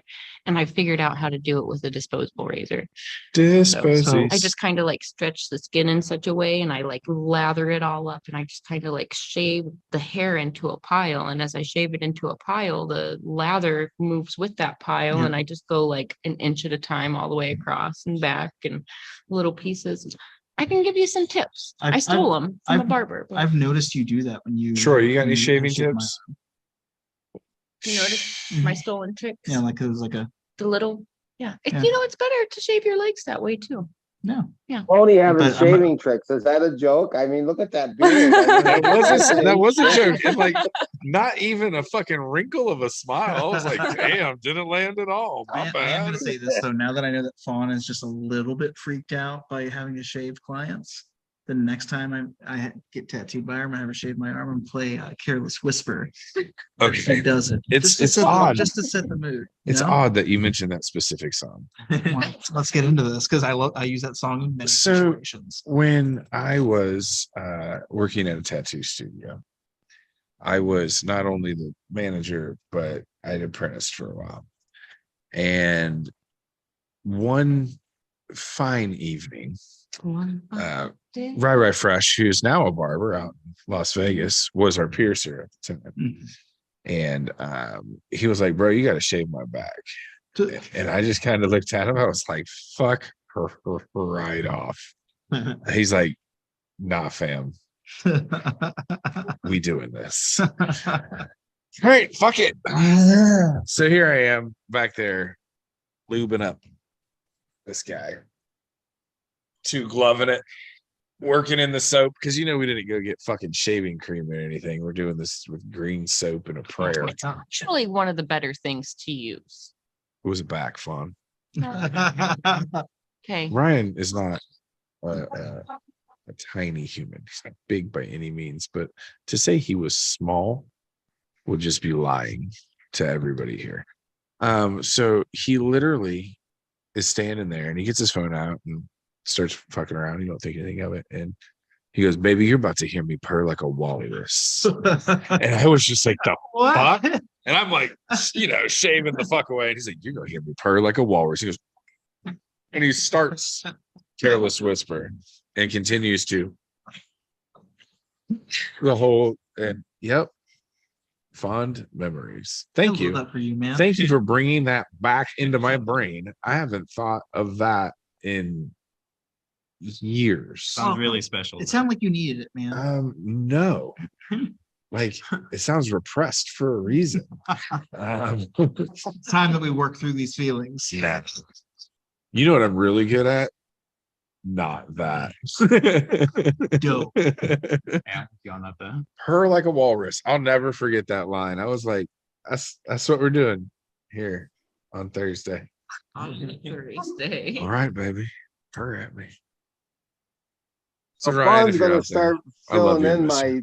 fill spots if you guys haven't heard yet. Oh but yeah. Todd and I have been talking about this little so as his collection is coming together, there are just a few little teeny tiny gaps in between. You've got a few spaces left for actual smaller pieces, but the ones that are too little, we're gonna put itty bitty little trippy seams and swirls and things like that in each one. So I think it's gonna be a lot of fun.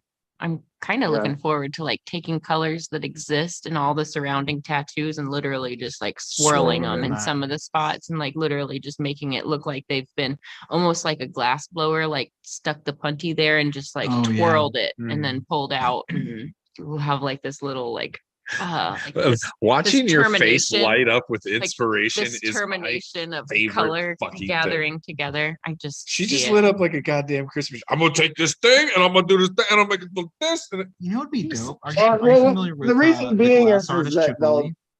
Oh yeah. Doing a Chihuly style tattoo? That'd be fucking dope. Pretty s- You haven't been to my house yet, have you? Uh-uh. I have a small glass collection. Yeah. Yeah, Small. it's not She said Chihuly. small. It's We not had to buy Chihuly, but furniture to specifically house this collection. Nah. It's not a small collection. it's in one curio. Yeah, a specific piece of furniture that you had to purchase for your class collection. And they haven't sold those since the 80s. Oh, it's Those ended production a long time ago. Yeah, this is probably mid-century at the latest. It's got clothes. Yeah. Yeah. I just It's remember got, picking it up and putting it in the back of the truck. It's- I'm buying fucking furniture in the goddamn rain. The fuck is this about? It's gold It's gorgeous. and I've got an Edison bulb on it Oh, on a love that. dimmer. and it's The got dimmer's the glass flex. You heard shelves. that, right? On that dimmer. On a dimmer. And so it's like acanthus leaves curling up from these little scrolls on the bottom, and then the acanthus leaves carry up all the way to the top. So And if I'm there's just slamming this small, like, ornate piece filigree of furniture in the scrolls back of my front. truck, It wasn't slammed. We I thought handled I it with broke one of care. the feet off of it, and I almost cried like in the parking lot. No, Yeah. I remember when we were helping Durbin and Savannah pack up their storage unit for when they got the house Oh out in yeah, I Vegas. remember. And you were trying to hustle Savannah out of her, not hustle her out of it. Be like, I'll store this furniture. I'll put it in my van and keep it in my place. It'll look great next to Yeah. my curio, I'll put next to some my stuff music on it. stand. It'll all fit. It'd be Yeah. perfectly safe. Like, I don't know if I trust that going across country. Like, just let me Forget hold on to about this it. for you. Literally, please forget about Like, it. Forget here that I goes It's have not it. even a problem. No, it's a beautiful little curio that she has, but it's probably about 600 pounds altogether. That thing Mine is was heavy. probably like 40 pounds. Well, it had that Yeah. like cast iron base Well, situation. it's stone. It's Yeah. got Oh, is that what it it's was? got black and white marble. That's right. That's right. It's And it's cast Marble. brass. Yeah. That's a really, No really one. nice piece. No Huh? one. Sorry, I'm talking. My dogs are acting like someone's tearing them up. the last piece of furniture I bought, I think, was at a yard sale. I think it was about $12. I'm getting ready to be a grown up and I'm gonna buy a couch.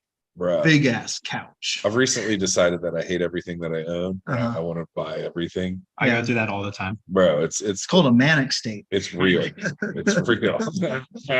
Maybe. But see, we're friends. Hey, And find your bliss, homie. I've been doing that, like, how can I rearrange this entire place? Because Yeah. I hate everything. Yeah. Yeah. Me, And then I remember I'm poor. I just want a couch because like I've reached that level in my own like thickness as a man Mhm. where like I want a deeper couch to lay Yeah, sideways baby. on. You don't have to tell I want to me. be able to cuddle with the old lady, Yeah. watch movies on our sides, you know? You haven't even hit the 250 club yet. These current couches, I have not. And I'm going down right now. Yeah, man. see, don't even talk to me, I'm son. heading south for the winter. We're going to Mexico in September. I'm trying to get sexy for Yeah. September. It's a slogan. In September. See, and that's where your calendar will be shot at. There you go. The dude. sexy September. No, our calendar's gonna be shot at like fucking Alum Creek or That's somewhere fucking- super white fucking trash. Dude, I love That's the Alum only Creek. way that's Doing gonna like be a done. little, like an old school white I'll be Christian there. family portrait. I'll be there this Sunday. Yes. We're playing volleyball. Let's do There's it, gonna dude. be a sandbox. We've got sweater vests. an awkward teeter totter. It's Dude, that's a great idea When- for a photo shoot. When do you go on know. vacation? Like tattoo family reunion. it's September. almost like you September. guys doubt my skills. Dude, I'm here for So- it. Man. I'm just down dropping for it. fucking So I was talking I to think we lost Corey's balance. client today, and he was We lost talking to, balance. I was talking to Corey's client today, and he was saying that there was a friend of his, she just had like a procedure, and before it was totally healed, she went on vacation and she got in the ocean water, and he was like, "I'm concerned about you shouldn't get that in the ocean water." And she's like, "It'll be fine." Cut to infection, more procedures, da da da. So what you're saying is we shouldn't take our freshly tattoos to ocean water Well, or gross city water where I was running to with get infected. where I was running with that is like, yes, a tattoo is a wound. And what I was going to ask is, are there precautions you specifically think people need to take if they're going on vacation this summer with tattoos, or they're getting tattooed on vacation, or they're Don't. Don't vacation. That was so easy. No, don't get do tattooed. everything first. Don't and then get the tattooed. tattoo. Wait. Yeah. Wait. If you want the blown out sun, I got this done at fucking Myrtle Beach, a palm tree on your ankle, and you know it's going to be shit because you're about to get sunburnt. Get that motherfucker and live that life. But know that that's what you're getting. Okay. And that is fine. Live and love that. But if you're going to pay thousands of dollars for a tattoo session and then go to the beach and fry that thing before and or after, you're dumb. So, Just I don't. mean, what's the Just appropriate? wait. What's the appropriate amount of time?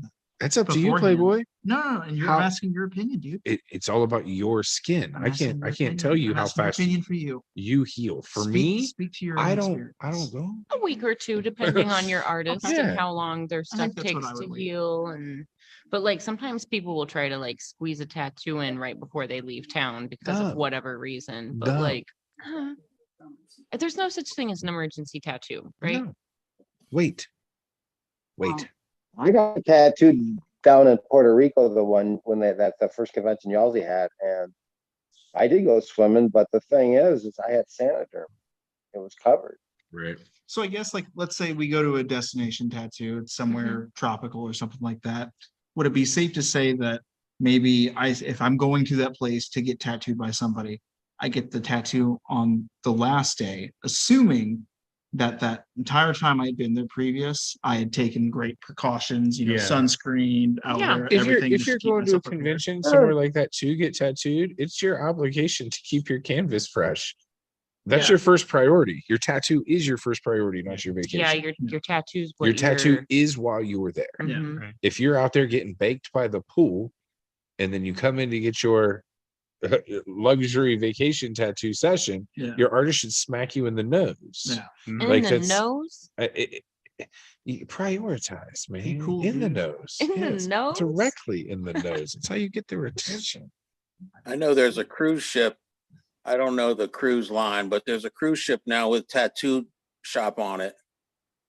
I don't know if that's a good idea. That just sounds horrible. I'm going to throw an example out. I was at a well-known tattoo convention and watched a gentleman get his face tattooed. And then we are all swimming around in the pool the next day. And oh, Guess who's there? there's your face Mm. in the water my mouth is in. Ah. Hey, open face wound. How's your day? As somebody who's had MRSA, Face. fucking Bro, I was in the face. hospital for 11 days with Mercy. You Dude, don't that talk shit- nothing to me about nothing.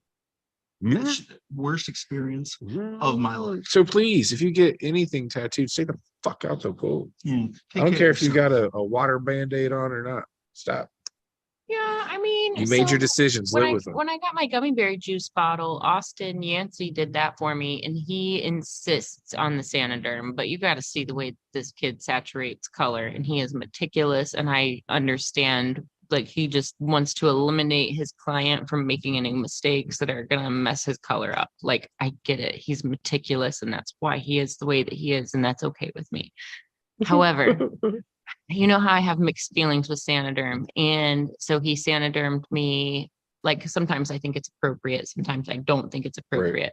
But he Sanidermed my ankle after he did my gummy bear juice bottle. And then we went kayaking, I think, if not the following day, 2 days later. So, I mean, we're with Derb. So of course there's the like, let's jump off of this rope swing moment. Yeah. And then there was also the let's jump off of this train trestle moment. Yeah. Yeah, let's go to the top. So those things happen. I stayed in my boat. Well, the Saniderm held up. That. So it kept it, like, even though we were just in like regular like river water, and it is what it is. We're in Ohio. Moderately unpolluted. Do you know how many fish the ODNR recommends that you're allowed to eat out of the Ohio waterways a I year? believe 0. It is one.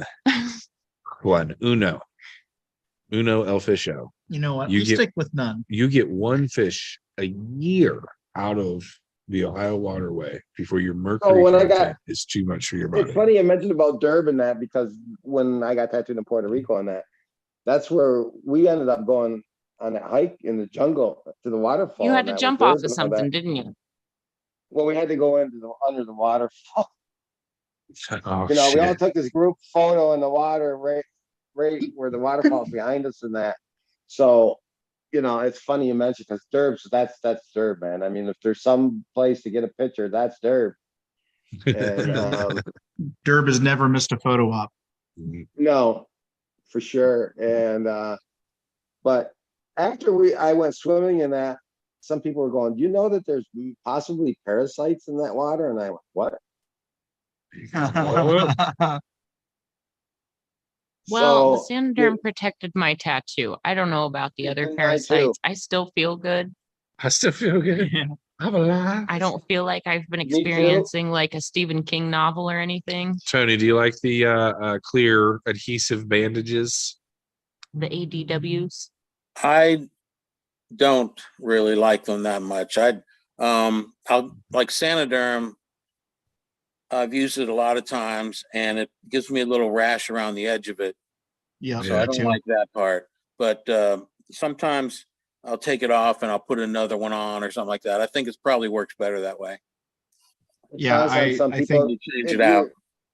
you're definitely uh, sensitive to that, like get that red mark and that, it's like I am. I get it around mine. So I'm all for changing it, moving it a little over so I don't stay on exactly the edge at the same spot. And it Right. seems to help minimize that red mark.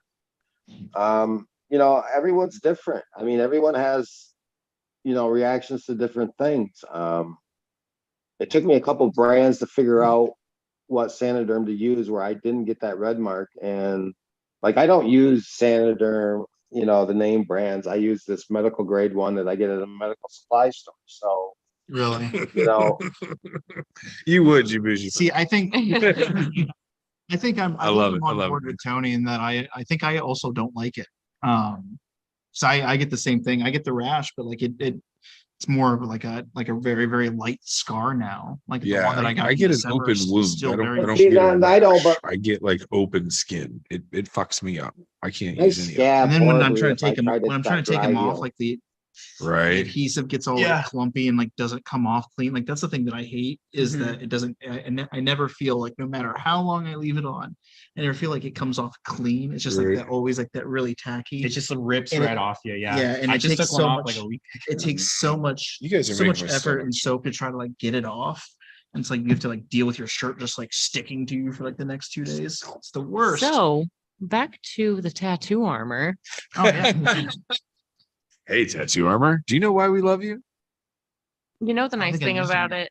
it. Amazing. So even when Saniderm works perfectly on me, because I've healed myself, I've healed with it, and I've healed with other bandages.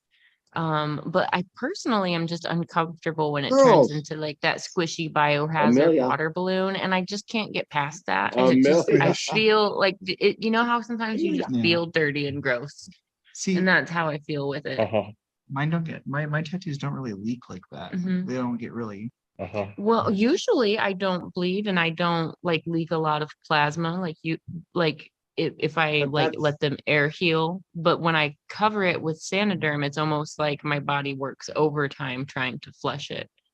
So it's like where like the tattoo armor, like it's gonna wick away. Like I always over moisturize my clients when I'm like wrapping them up, and then I'll put the tattoo armor on, and then I'll wrap it with like the tattoo tape, so it's almost like a soft like cast, and there's a little bit of compression so it doesn't Mhm. swell very much, like, you know. But And the thing is- I feel like it just like wicks all of that moisture away, and like if you sweat or anything it just wicks it away, and then your tattoo is still Yeah. nice and moist to the touch. It takes away from the tattoo what the tattoo's giving it. Yeah. Yeah. Yeah. I've had those I have had really good But luck the with it. history, but the initial reason why Saniderm came out was for burn victims, you know, Yep. because I had a cousin that was burned over 80% of his body. And before Saniderm, they used to go in there every day and scrub everything off the burns. Yeah. And Mhm. now they don't have to do that. They put Saniderm on and it acts like it and it helps. It speeds recovery for burn victims and causes Absolutely. less scarring for them and everything else. And that's the reason why artists went to it, because of the scarring issues in that. And for me, I scab. So Saniderm's a necessity for me if I got tattoos, because I scab. I mean, it don't matter. My body goes into the high defense mode, and you know, it feels it's been injured really bad. So that's its healing process. So Well, I have to in interrupt that process somehow. yeah, in Saniderm and those kind of products defense too, the one thing I will say that I do like about it is I do feel like my healing process overall is much better. Mhm. It feels quicker and it feels better. Yeah, I always like to ask my clients what they have going on over the next few days. Like I like having I keep the like adhesive wrap on hand, and I also keep other bandage alternatives on hand. But I like to know like what they're doing over the next like 3 or 4 days. Like, are they working? Do they have time off? Are they going to be in their own home, surrounded by their own family? Are they going to be out in the public? Like, you know what I mean? There's like all of these variables. And then also like where on their body have they been tattooed? Have I been there? What was comfortable for me when I was tattooed there? Like, what was comfortable for me to sleep and what was comfortable for me to drive home? You know, things like that, where like all bandages are not created equal. And for one instance, this bandage might be better. For another instance, this bandage might be better. Like on necks and stuff, how do you even bandage a neck? I usually just like clean them and then hang out with them for a little bit and then clean them again. And then they hang out with me till they're done bleeding. And then I say, go straight home. Like, don't let anybody hug you or sneeze on you, or like just go straight home and chill. Go wash that. Yeah. See, that's the thing, you bring up my neck, because the first session with Megan, you know, the first 2-day session and that, and me healing it, we tried putting Saniderm on, it just moved everywhere. Yep. And so I took it off and hoped for the best. Well, I had a bad heel where all those checker patterns were in that. Mhm. All the black pretty much came out. And Megan had to go in and redo it. Now it's fine, but you know, there you go. I mean, that's how bad it is for me. I heal just like that. Second session, figured out how to put the Saniderm on and keep it on. And I only had one little small spot on the back of my shoulder that didn't heal right. And I don't know why it didn't. It was just one of those areas that just didn't heal right. And it's only about an inch. It's not very big, and takes Megan 5 minutes to fix it. I've got But, so many you know, spots if it that wasn't should for have been touched Saniderm, up. yeah, you know, that's the other thing. I don't have to get touched up when I use Saniderm. Before I used it, I always had to go in for touch-ups because just the way I heal. So, you know, there's benefits to some people. I mean, overall, I think it's a plus for most people. It, you know, you're less likely to get infected. It's covering it. Again, it's an open wound. Can't forget that. Here's a question. I'm pretty sure you guys have covered this before, but is it like, how do you approach an artist about getting touch-ups? Okay, well, for instance, I have here's it's just on my mind, so it's funny you bring it up. I have a client who recently hit me up on my Instagram and he was like, "Hey, I'd like a touch up." And I know exactly who this guy is. I worked on him like when he was fresh out of high school. It's been like maybe 5 or 6 years now. And I was like, "What do you want touched up?" And he sent me pictures of like his upper sleeve that I did. And I was like, "Well, what do you want touched up?" Like, and then he didn't answer me. And he was online when I replied to him. So it's like, I replied immediately and like, are we reading wrong tones into this? Cause like, So then, Did he want to freshen up? yeah, and not so a then, touch up? yeah, so then I replied with like, do you want the whole thing like reworked, color added to? So like, maybe hopefully I'll hear a response from him, but that was like 2 days ago and it's been on my mind. Like, could I have replied in different words? it's just kind of like looming. Yeah, it's one of those like, yeah, you're like, absolutely, I'd like to work on you again. And if you'd like this whole thing freshened up and like made a little more modern, like the stuff I was doing 6 years ago is totally different than what I'm doing now. So like, you know, I don't like, what do you want? What do you want done? Like, Sometimes it's intimidating to have to be specific, especially to someone who's creative. If you don't know all the right words, if you don't know how to explain what it looks like in your brain as a comparison to what is on your body and or paper, well, it's pretty intimidating, especially to somebody that made that art. If this show somehow reaches said client, just tell me you want it to make it look like my current work. Like that wouldn't hurt my feelings at all. Like I often have clients who like I've done multiple limbs on them, but like I've been progressing and growing as an artist. And sometimes it's like me like, "Hey, you should let me go over that sleeve again now." And sometimes it's them saying, "Hey, I'm kind of ready for you to go over this again," like to make it modern, to make it like what I'm capable of doing now. And also like the way my consultations went then were totally different, you know, like like both the way I handled designing my projects from like consultation on to like what my skills are capable of. Like the whole thing is different, you know, I've grown. So there's like, for me, like, just be like, hey, like, I'd love to get into freshen this up. Like, Right. I don't think any artist that would have a problem with that, but like, it's kind of a I conundrum. have a 'cause, like, question for you, Fawn, about that. Okay, that Yeah. guy's what, 5, 6 years since you've worked on it, you said? Now, Yeah. see, for me going in for a touch up, it's for a tattoo that just didn't heal right, and I'd let my artist know, and we're gonna hook up down the line, somewhere down the line. This is 5, 6 years. So most of my touch-ups are free, because that's part of the deal when you get a tattoo. That's how I view it. If there's work that needs to be corrected that during the healing process, that's on the artist. That's not on you having to pay for it. Yeah, this is a good Making the distinction that you're product. making. Now you're talking 5 years. To me, he has to pay for that rework. Yeah, I wasn't gonna.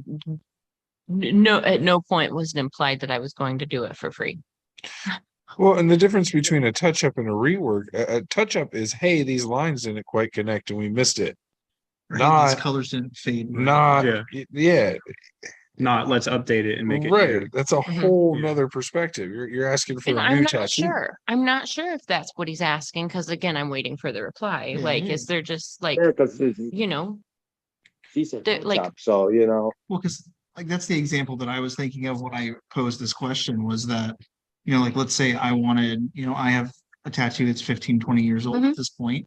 And I'm still connected to the artist, do I go to that artist and be like, hey, yo, like, can we just like, the colors like didn't like blend great over time? Like it looks well, good. I mean, that's part of tattoos aging, Yeah. and like, absolutely. Yeah. Yeah. And I, as a client, can expect to pay. Let me ask typically. this. This is something I struggle with, and some artists probably hate it, but like most of the time, like I try to do it justice. But like, what are your guys' opinions on one artist reworking another artist's piece? Depends on the original artist's availability and attitude. If it's a homie, Yeah. and they're still tattooing, they're still around, they're still in the same, that's disrespectful. If they're a dick and this person's like, I don't want to go back to them because how I was treated and I want this done, Mhm. that's a whole nother ballgame. Yeah.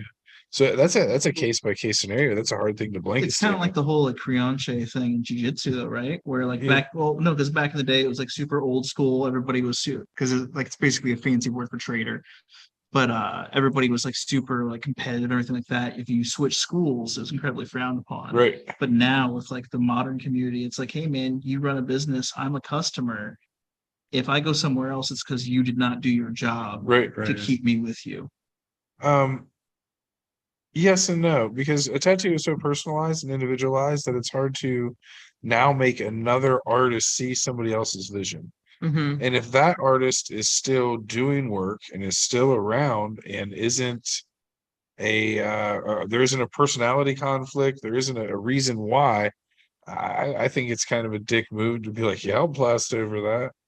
But if there's anything outside of the ordinary with how that tattoo was applied, or the relationship between them or that artist, or how it was, So I want to share a funny story. wait, So wait. one of my I got it. Wait, before, because he said something that, okay, this arm got reworked and Matt's Mhm. still around, okay?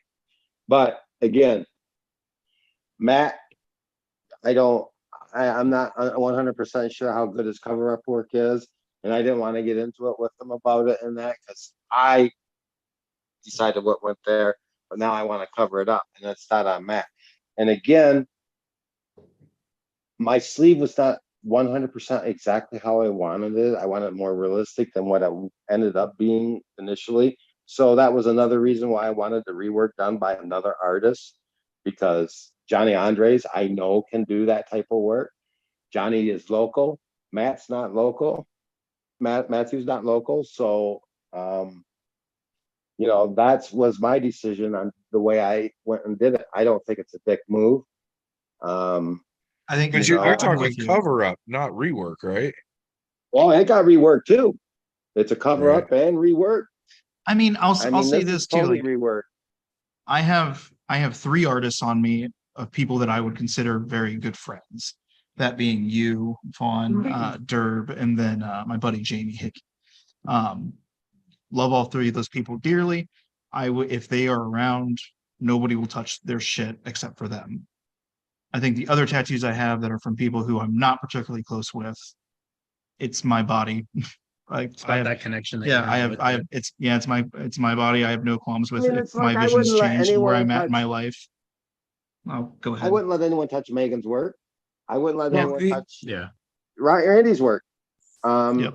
And this ain't nothing against Matt either, because I like Matt. Matt's a great guy. I think but he's not doing the style that he was doing here. He's been mostly doing Mhm. Japanese for the past 3 fucking years. So, to ask him to come back and do something that he's really not been doing for a while, I think is asking a lot too on top of it. I mean, you get artists getting a skill set, and if they keep on doing the same thing work over and over again, and then you ask them to go back and do something else. Well, that's a struggle for that artist. Yeah, but It but is. have to That is a read- good point, Todd. but isn't it a matter of courtesy too to like to offer it to them, to be kind of like, hey, like, are you interested in kind of revisiting this? Well, I think in Todd's case, he was looking for a different style.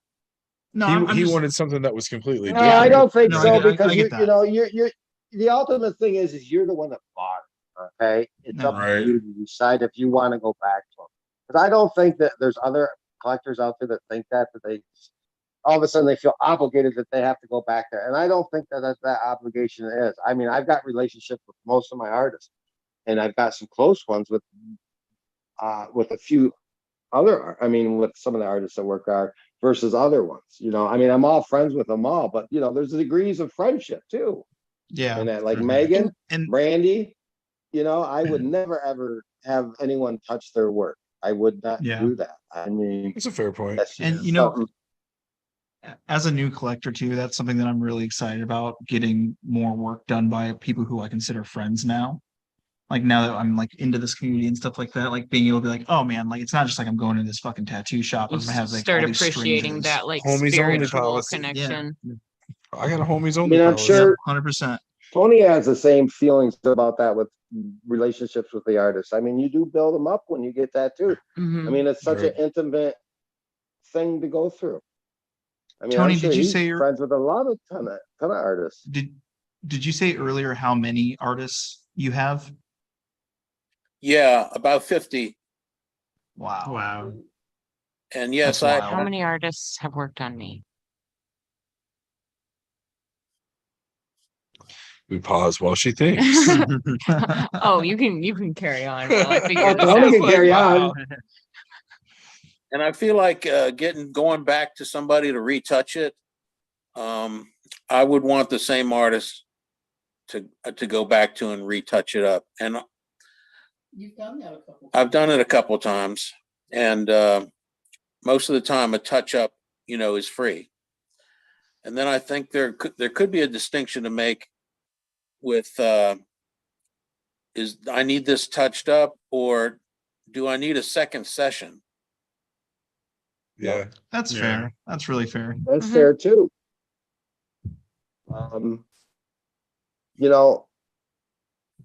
I don't consider it to go get a touch up until the tattoo has actually been finished. And then Sure. it becomes a touch up. I Yeah. mean, Right. I've had multiple sessions to finish tattoos. So, until it's finished, what are you going to do? I mean, Megan had to go and touch up what healed bad the first session. I mean, and again, that took longer. That was a long session because she had to redo it and then work on what Mhm. she was going to work on for that session. So, I ended up That makes for a paying that. day. Well, and I ended up paying for that because, that was all part of for that day session. I mean, I'm paying Right. for it. I'm not getting it for free. And, that I don't consider that unfair. Right. Megan's part. That's don't. part of just like respecting the process, because like some paintings end up taking more time than you plan on them taking, and sometimes projects grow, and sometimes like I mean, it happens to me all the time. A lot of times my projects grow and get bigger, but sometimes it's like, you know what, this detail needs emphasized and I need to spend more time on this area. And, you know, sometimes you can add a whole entire session by accident, but it's one of those things that like the project is at a point where it has taken on a life of its own and it just takes what it takes. You know what I mean? Yeah. Like, can I complete a color sleeve in X amount of sessions? Yes. But don't you want it to be a showstopper? Like, Yeah. shouldn't we, like, if it's worth taking the time and pain to do this, shouldn't we do it right? I know this is dangerous to say, like on camera. I want this sleeve to take as much time as it needs to. Oh, once we get rolling again, we're gonna get rolling. Yeah. Don't worry, I'm excited about it. Yeah. I'm about to put you to work, boy. Daddy wants There are I'll different wear my big things boy between pants. a touch up, rework, you know. There's different things to that. Touch up is something that you get after your tattoo's healed. There's a few spots that maybe didn't heal right, or the color just didn't saturate like that. And some people's bodies that happens to it. So you have to go in and go resaturate it. Now, to me, that's on the artist after the So- session's done. I have a client who I have totally reworked her one sleeve, and we are probably 2/3 of the way through reworking a leg sleeve. And then her other leg sleeve gets to be like mostly my original work. So it's a trade-off. I get like rework, rework, rework. Okay, have fun here. Do whatever you want. It's like, all right, this is worth it. But anyways, so once we kind of came to like our version of completion on her arm sleeve, the original artist who did all of the work saw it and he was like, well, she just colored it in. And she was like, what do you mean she just colored it in? And she tells me this and she's like, can you believe he would say that? And I was like, honestly, he probably thinks I just colored it in. Like he probably doesn't realize like how much I changed the anatomy of the flowers and corrected those things. And he doesn't realize that I added leaves and I corrected things. And like he probably really thinks all I did was brighten the color He up. And probably it's has okay. It's different okay. Let him understanding. think that. And she was like, that doesn't make you mad that you had to put so much more work into it. I was like, do you like it? She's like, yeah. I was like, does it care how or do you care how he feels about it now? She's like, no, as far as I'm concerned, this is your sleeve now. I was like, that's all that matters. Like Right. how you feel about it. Right. So I guess it all comes down to personal choice once again, huh? Well, I mean, so when there are a lot of situations where like, okay, let's say I'm doing a sleeve and there's already a large piece on that sleeve. You know, do we cover it? Do we rework it? I always like to incorporate and make it look like you can't tell where my work ends and the other artist's work begins. So that means that like sometimes I have to take some liberties and work into, but then I always like to take their style and pull out from it. You know what I mean? Like that's what I like to do. And I try to walk a fine line between like not bastardizing the original artist's vision and also fulfilling my client's vision. Right. It's a fine line and funny line to walk, but like some artists whose work that I've reworked absolutely hate me and are really mad at me about it. But in reality, it's like, but like I caught the ball that you threw and ran with it. I Yeah. didn't even like change They're the the one that idea. came to you. You didn't seek it out. Yeah. And that's the other thing. It's like, I mean, you could have done it. Or They could- waited, they could- they waited 6 wait, months for me to do it though. But there's also there's a famous person that we can also talk about who had this cover up reworked again. I mean, we all know the story about The Rock and what happened there with him and Nico. And well, I think you do. I mean, some of you may not. I think I do. I know. I don't that. know that Retell the Tell it. Let me story. fill you. I'm not Let me, as let me much- I fill know you that he in. got- Okay. From my understanding, The Rock is a very difficult client to work. Okay. Nico had a lot of problems with just dealing with him. He tried to change things as he was as it was going along and getting tattooed. And anyone that's ever worked with an artist knows that that's rule number one that you don't do. As you're getting your tattoo, all of a sudden say, well, we need to do this instead of this. I mean, you just don't do that. Okay, so Certain that's compromises one- will ruin a tattoo quick. So, Yep. so what Okay. happened was Nico finishes it. The Rock tries to contact him and that, and Nico's like, and then The Rock was like, I just can't deal with it, and he lasered it off and went to Yomiko. Now, Wow. that's on The Rock. That's not on. He wanted to do that. He did it. It's up to him. And because he went to a different artist that has some name recognition, I don't think the artist should get that upset with him because, again, what's he going to do? Turn him away? I mean, Right. he's coming Yeah. because, Yeah. Which tattoo and did he get lasered off? that bull. The bull? Oh, I didn't Mhm. realize he got lasered off. I never paid that much attention to it. Well, when he got got that another big bull truck. Well, on he had to lighten it up Yeah. so that Yomiko could go back into it and rework it. So, but that's another example where artists get touchy with other artists because all of a sudden he's worth my work. Did you see that know, piece I and- did recently on Lara? She had the piece by Conan Lee, the lion on her chest, and I recently did like this tropical galaxy scene on her arm.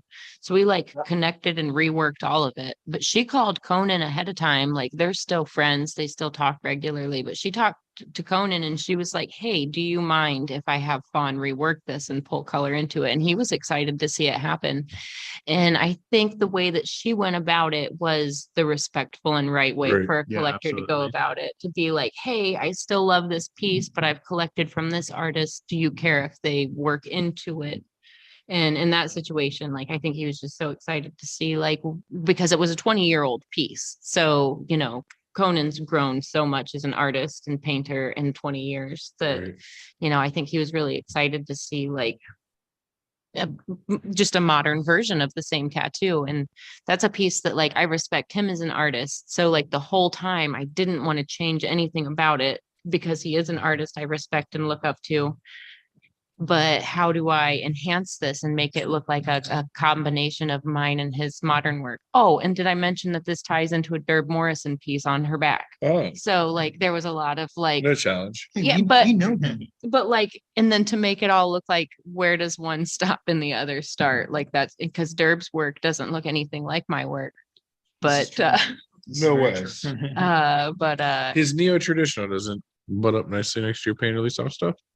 I mean, our outer spaces kind of are similar. So bam, look at you connecting the dots already. It's just a wormhole away. Yeah. Just a wormhole. But usually, I think I've seen sometimes that movie. sometimes I have the Yes. privilege of like having a tattoo right. that is somebody like it was nicely done and it just needs freshened up. And like sometimes like I've even had somebody like I want this tattoo like this like the watercolor tattoo fad. Now it's a thing where it's like, can we brighten this up now? Because I've got these other tattoos that actually have lines in them and contrast.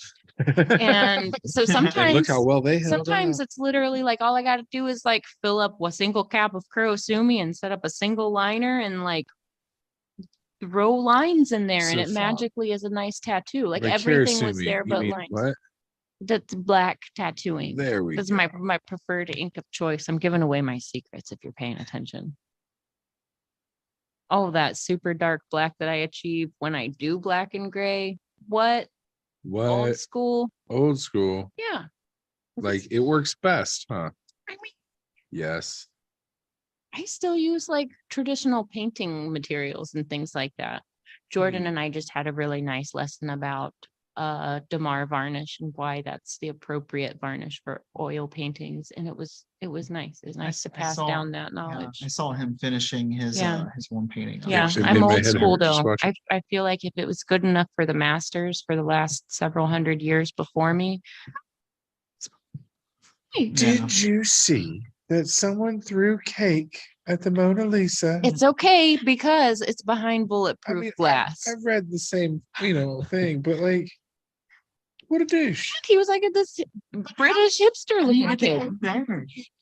He was dressed up as a little old lady. No, he wasn't. He was dressed up as a little old lady, wig and Old all. lady. This week's hero of the week. Someone needs to punch that gentleman. He needs a So documentary. as he No, was being he's- escorted he's- out, I think he it's was hilarious. like, this is my statement to make sure artists are being more conscious of what they're doing to the planet. Look, artists are not the one killing the ocean with fishing nets. Artists are not We the did one not set pumping that oil ocean on out of the fire middle of the earth. recently. I don't think that was a hippie earth loving artist that think that did was that. BP. I don't think that's what I that think it was. was the oil rig it came from. Yeah, you think it was big business, not Yeah. little business? Yeah. Okay. Digital business, y'all. Whoa, where'd that come from? Lauren's back. Whoa. Lord, Jesus Christ. It's like God is Jesus came back. down from heaven and shook my face. Hello. Remember the movie Dogma where Alanis She Morissette ain't got a was God? camera on Yes. yet. No, I That's probably Lauren won't. right I'm now. doing some stuff. No, I mean, the effect of some of the like digital currencies, is pretty problematic at this point in time, as it stands. So it could be that. I don't know. I think that has a huge thing to do with it, but still, I don't think NFTs have near as, I mean, I understand that they are horrible for as far as the carbon footprint, but that can't be as bad as what big corporations are doing on a daily basis. Yeah. You know what I mean? Like, I Yeah. don't get deep. get deep. Well, it's like the top 1% of companies makes all of the pollution. And then they say it's Is that us because problem. all the top percent of the companies are owned by the same three companies? Yes, exactly. Oh, is that how math works? I'm not real good at it. No, but you like, gotta borrow the 17 from over London? there, and then you gotta substitute it with a Q, and From then China? borrow an L, and then I'm- swirl it we're doing around. algebra now. Like, I'm out. I So don't- here's my gig. So what can we as a community do? Whoa. So what is his Bam. name? The director of Ace Ventura and Bruce Almighty, Tom Shadyac. Tom Shadyac has this documentary film called I Am, and I just want to share it with everybody all the time. And I don't know that it's on any streaming services right now for free, but this is one worth paying the $3.99 or whatever for. But Tom Shadyac, he obviously is an extremely successful director, making all the money in the world, like has the mansion, has the cars, has fame, still isn't happy. He suffers a concussion in a bike wreck, which I'm familiar with. Dum, dum, dum. And his post-concussion symptoms were just such a deep depression that he just kind of like turned his life upside down, trying to figure out what was wrong with the world. And in figuring out what was wrong with the world, he wanted to try and figure out what the solution was. So he started talking to all these like scientists of different fields and different, philosophers and things like that.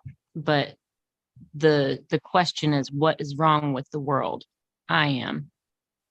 What's the solution to fix it? I am. So go watch it. It's a super cool film. Desmond Tutu is one of the speakers that he talks to, or it's at least shares some blurbs from. And it's just got a lot of like, kind of like thought shifting and like consciousness shifting, like epiphanies and science that he kind of like wraps up into like, okay, now we figured out all these things that are wrong with the world, but now we've figured out all these things that are right with the world. And if we just concentrate on those things and we just concentrate on being decent people ourselves, that is just as contagious as all the awful stuff that we talk about. So Not ignoring the world's problem and leaving your head buried in the sand isn't the answer. And I've been doing it wrong this whole time. well, I'm not going to say you've been doing it wrong per se. I will. Thanks. You spread joy, Ben. Oh yeah. You spread joy. I am a joy. There's one thing I spread. It's joy. Yep. Yeah, but that it's Therapies. it definitely falls into the documentary category, but it is pretty profound. Again, it's called I Am, director Tom Shadyac. Watch it. Shameless plug. I mean, it's great. I used to, when it was still streaming on, they used to have it on YouTube for a while, but before that it was on, I believe, Netflix. And like almost every session I'd watch it with my clients. And it was You just did. one of those, like, it just kind of like lifted the mood up and we would just have a great day. Man, we need to watch that. I need to just go ahead and add it on my Amazon Prime because I talk about it all the time. And Really That and and truly, InfoWars. I I mean, you know, I can watch that stuff and be so stinking tickled. You should hear me when I go into like a commentator on the commentators. That was just a joke, by the way. I don't ever want to watch that again. there's this great I have to plug this podcast I'm a fan of. It's called Good plug. Knowledge. No, it's called Knowledge Fight. And what they do is they take all of InfoWars episodes and then factually debunk them. And they just go by Oh, and that they're would be like, and they're like, amazing. they're like, he said this. This is absolutely a lie. This is what actually happened on this date according to these sources. And it's fucking hilarious. So if you're into that stuff, check it out. Facts on facts on facts. On Facts. I love it. But yeah, it's Knowledge Fight instead of InfoWars. It's a good time. I like it. I like it. Is that what's that called? A play on Yeah, I words? think it's just a clever play on words. Yeah. Not on a simile? I'm sorry. what? Something like that. On a simile? Yeah. Similar. I think you got it. I didn't. No, I I suck think at it's on life. play away. I scared it though. There's a That's GNAT. just as good. There's a GNAT up in here. So is it next week that we have the Indie Expo already? I believe so. Yes, it I is. think next June next 10th week to we'll be 12th. live. Yep, we'll be coming live from the setup of the indie show, which should be awesome. Are you guys hitting any conventions soon?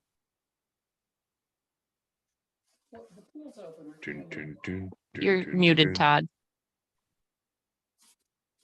No, I'm not. I can't think of I what's, might. Toronto's coming up, not this weekend, but the weekend after Indy. I may drive over to that one. I'm not sure yet. That's still up in the air. I might. Because the Toronto show is Amelia. The Toronto show is definitely different than what it used to be because Damon's not running it. So I just want to see how it is and how it runs. Because that Nick show was a great show. It really was. It was a fun show to go to. But now that Damon passed away, it's new people. So we'll see how it goes. I don't want to end up like Florida and no pipe, no drape or pipe. I think word has gotten around about how bad that was. Yeah. I was looking at the numbers of like our videos, and that one's definitely gotten the most views out of any. Like so many people tuned into that one on all the different platforms. Well, It's it hilarious. was also through the magic of the algorithm was hitting like my friends who are not involved in tattoo community anything.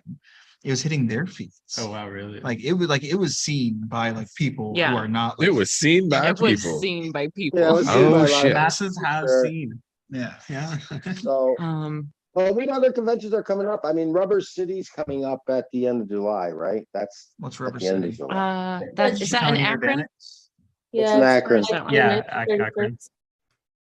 I think I'm it might going to actually that be today. a I think that weekend. will be I'm definitely going to that one, You going? but I don't know about Toronto. I'm still up in the air on that, but that will probably be my next convention is the one in Akron.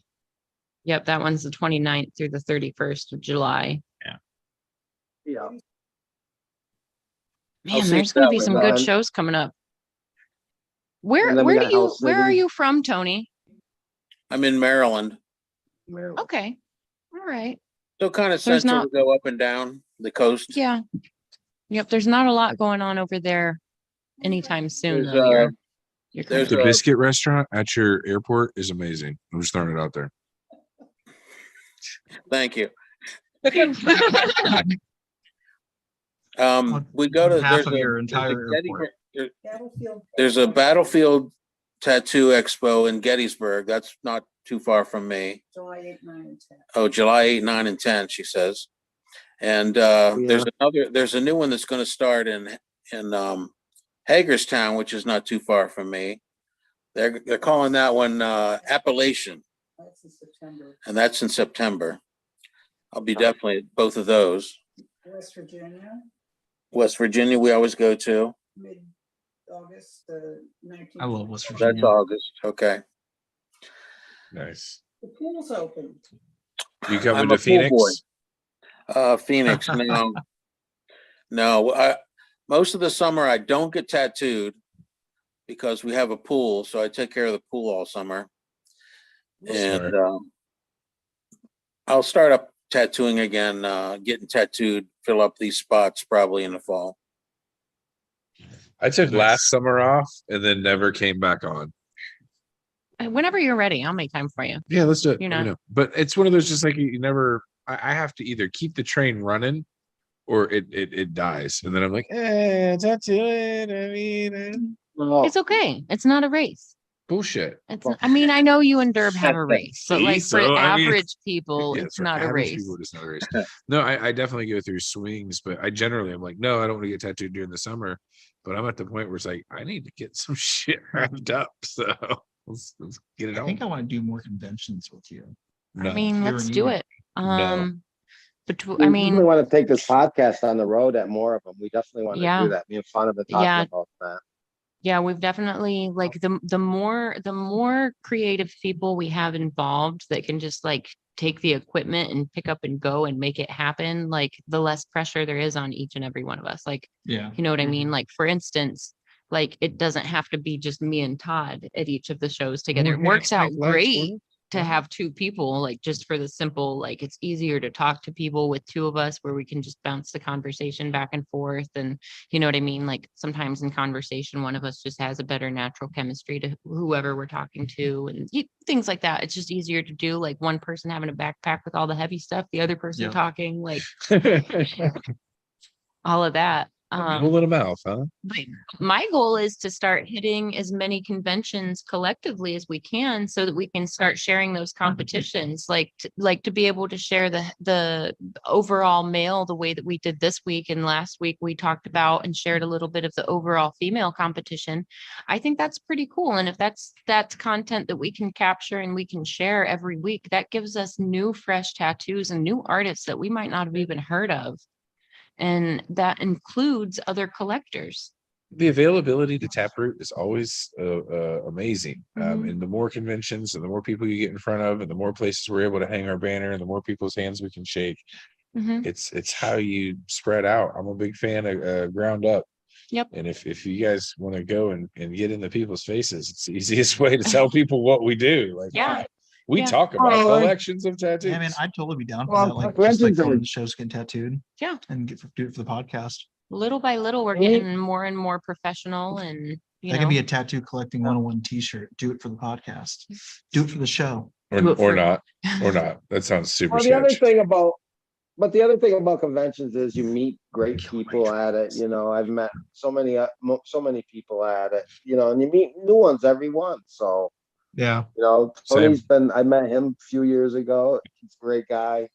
You know, I mean, we all have our stories about how we collected in that, and it's great to hear that from each collector. So, you know, I mean, if you want to go to a convention and learn things, you definitely should go to one because you meet all kinds of different people. Mhm.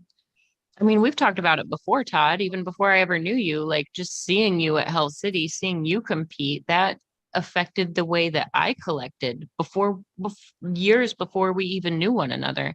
You know, I Yeah. could see what it was like as you were going through like laser removal and like, you know, making different decisions. And it's one of those things where it was like, noted. I see what you've done there. And it made me patient. Like watching collectors like you is what made me be patient, is what made me wait until I could get the kind of work that was by artists I look up to and, you know, wanted to learn from. And if it wasn't for like seeing your journey and collectors like you early on, I might not have been as savvy with my collection. So like that alone is pretty valuable to me. Like, even if I wasn't a tattooer, like as a collector, the journey I've gone on with my body, that has changed just from watching people compete and show their tattoos off at shows like the Motor City show and Paradise events and Hell Cities. It just made me like aware of how nice things can be and how cohesive things can be. Yeah, especially if you've I'm never seen grateful that that I quality met, of work. that I got to meet Yalsey early on. talk to him about how he collected his suit and how he did his suit and that. You know, I got a lot of wise advice from that man early on, and I'm grateful for that. You know, Yazzie was the big influence for me to do the whole suit. You know, he's collected for how many artists? You know, so many, and that. You know, and I thought about doing that at one time. Oh, I need to get all these artists and that, but you know, as you get on and you build relationships with different artists and that, you know, plans change. Mhm. So, but again, he was a big influence on how I decided how I should finish my suit. I was too patchwork in the early beginning of it. That's my big mistake. I didn't have any Well- thought out process of doing it. We're gonna button it up. It's gonna be glorious. I'm actually really flattered that you want me to do that, by the way. I don't know if I've expressed that, but I'm excited about it. I'm excited to see it. Yeah. Well, the thing is that I always like that type of shit, you know, like, you know, just on, you know, it's sort of psychedelic, you know, part of that, you know, and it's Mhm. just, it's cool. You know, I'd always like that when they do the paint, the different colors of paint and then a swirl and that. I always liked that shit. I always thought it was cool looking in that. So, you know, and probably I had been toying with this idea since I think from the convention of Vegas 2016. They had where they were dipping people's arms in it and coming out, and it was all that pattern and that, and I think that's where I got the thing is well, that'd be great filler. I always thought that would look cool as filler. We'll see. That's one thing I'm kind of nervous about is trying to tie all this shit together. Like, Megan's got a done a lot of great wind job bars with and tiling. waves. More waves. A lot of wind bars and waves. I'm No, excited. It's gonna I- be like little Easter eggs of like eye candy in between all of these big, beautiful pieces that you already have. Right? I'm And looking even though forward you're to it. like I big, can't wait till we your get going bigger on it. pieces, even though What? obviously your biggest work is like the cool, like be seeing it in large scale is awesome. Like I think that you're such a good person to be the one to button it up to kind of close that book. Like I think that'll be. I'm really excited to kind of see what you guys like. pull Check off our of Zoom. that. Our Zoom? Mm-hmm. Our Zoom's good. Is someone trying to join? Top right. Oh, here we go. Look at this. Hope we got joining us. Surprise guests. There she is. Oh man. Welcome. Hey, thanks. Hey friend. Hey, what's going on? I tried to come in Not too earlier much. with my apprentice, and I was in some guy's collarbones, and I was like, "This is perfect timing." And then we just figured we'd miss you guys. So, No, yeah, sorry, I didn't. I must not have noticed your message beep across.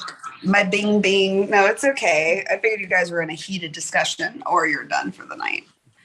Baked. Baked, Or yeah, or both. you're baked. Well, that too, but Porque no los I- dos. I'm gonna have to wrap it season up yogurt. myself though, because I gotta go take care of my son. So it's nighttime. So Hi. Okay. ready for Good to that. talk to you, brother. Take care. Yeah, Nice to good see seeing you. you. Yeah, take Good care, seeing Todd. you. See you soon, man. Yeah, thanks, See you, Todd. guys. Yep. Be Bye. safe, brother. Have fun Yeah. in Vegas. Thank you. So Renee, Yeah. what were you working on today? I finished up a sleeve today, and he got he's been a client of mine for a while, so he had me do like a little chest scripture of some Latin. He was like, I don't even like doing this, but I was like, oh yeah. I was like, I used to do this. This is like my first 5 years of tattooing. I can do that. And I was impressed. I haven't done font type in years, and I did it really fast. Nice. So I hope I did it okay, But let me know if you guys can't hear me. I can't find my earbuds. No, you sound You pretty sound good. great. Oh, okay, cool. I'm gonna go outside then. Hell yeah. Before you joined in, we were talking about buttoning up collections. Do you have any big collectors where you've just had to go through and tie and connect things? Well, today, yeah, we had a tie-in. I've done his chest about 5 years ago. And we finished his arm, and I was like, oh, we have to make this a panel now. But he's also gonna do his other arm. So I actually held off. I like did some preemptive work. And which I always do if I'm gonna be like combining, I know I'll be combining. I always do like some pre-work, like put some dots in, you know, where like one thing will connect to another, just so I know I'm not gonna paint myself in a corner, as I say. Because that's easy. That's really easy to do. So Is I try the to. oh sorry. Oh, go ahead. So that's like part of my process. Is the process the same for if you're approaching another artist's work? If I'm approaching another artist's work, I really try to, like, actually on Ray's back. This is a good example. I noticed that Jimmy Litwalk has a bunch of pieces on her legs, and he used the same background color that I used on my back. So I was like, brava, sir, brava. Thank you. So usually if it's like the same background color, textures, anything like that, I try to do my best and make things marry up as much as possible. Yeah. But it's also like artist interpretation. Like I love suits. I love full coverage. You know, some people love seeing skin opening, and some people love that look of like piece by piece. But It's almost like we were just talking about that. I do love skin breaks though. I'm a slut for skin breaks. A slut for skin breaks. Skin breaks. Rich Cook has a series of things that say, I am positive about your negative spaces. And it is probably my favorite piece of merchandise I have ever produced in my life. I love that.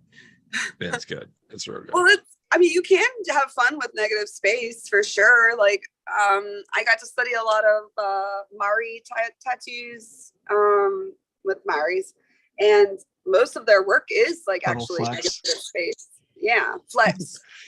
Baby flex, little baby flex. But no, I mean, you're trying to capture an image with negative space. So if you see it, you should take it. You know, if you see like a cool little pattern or something and you're combining two pieces, like why not make that combining piece its own little cool texture? Renee, since you bring up, you know, studying tattoos with them, what would it take to get you to do a haka on camera? Just asking for a friend. I hear from a reliable source, that reliable source being me, that you have the ability to haka. I love the haka.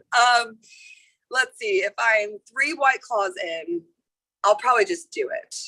I'll Venmo. Hey girl, I will Venmo you the money for that, for those White Claws right now. That's a half a 6-pack. Are you sure? Are you sure? That's pretty steep.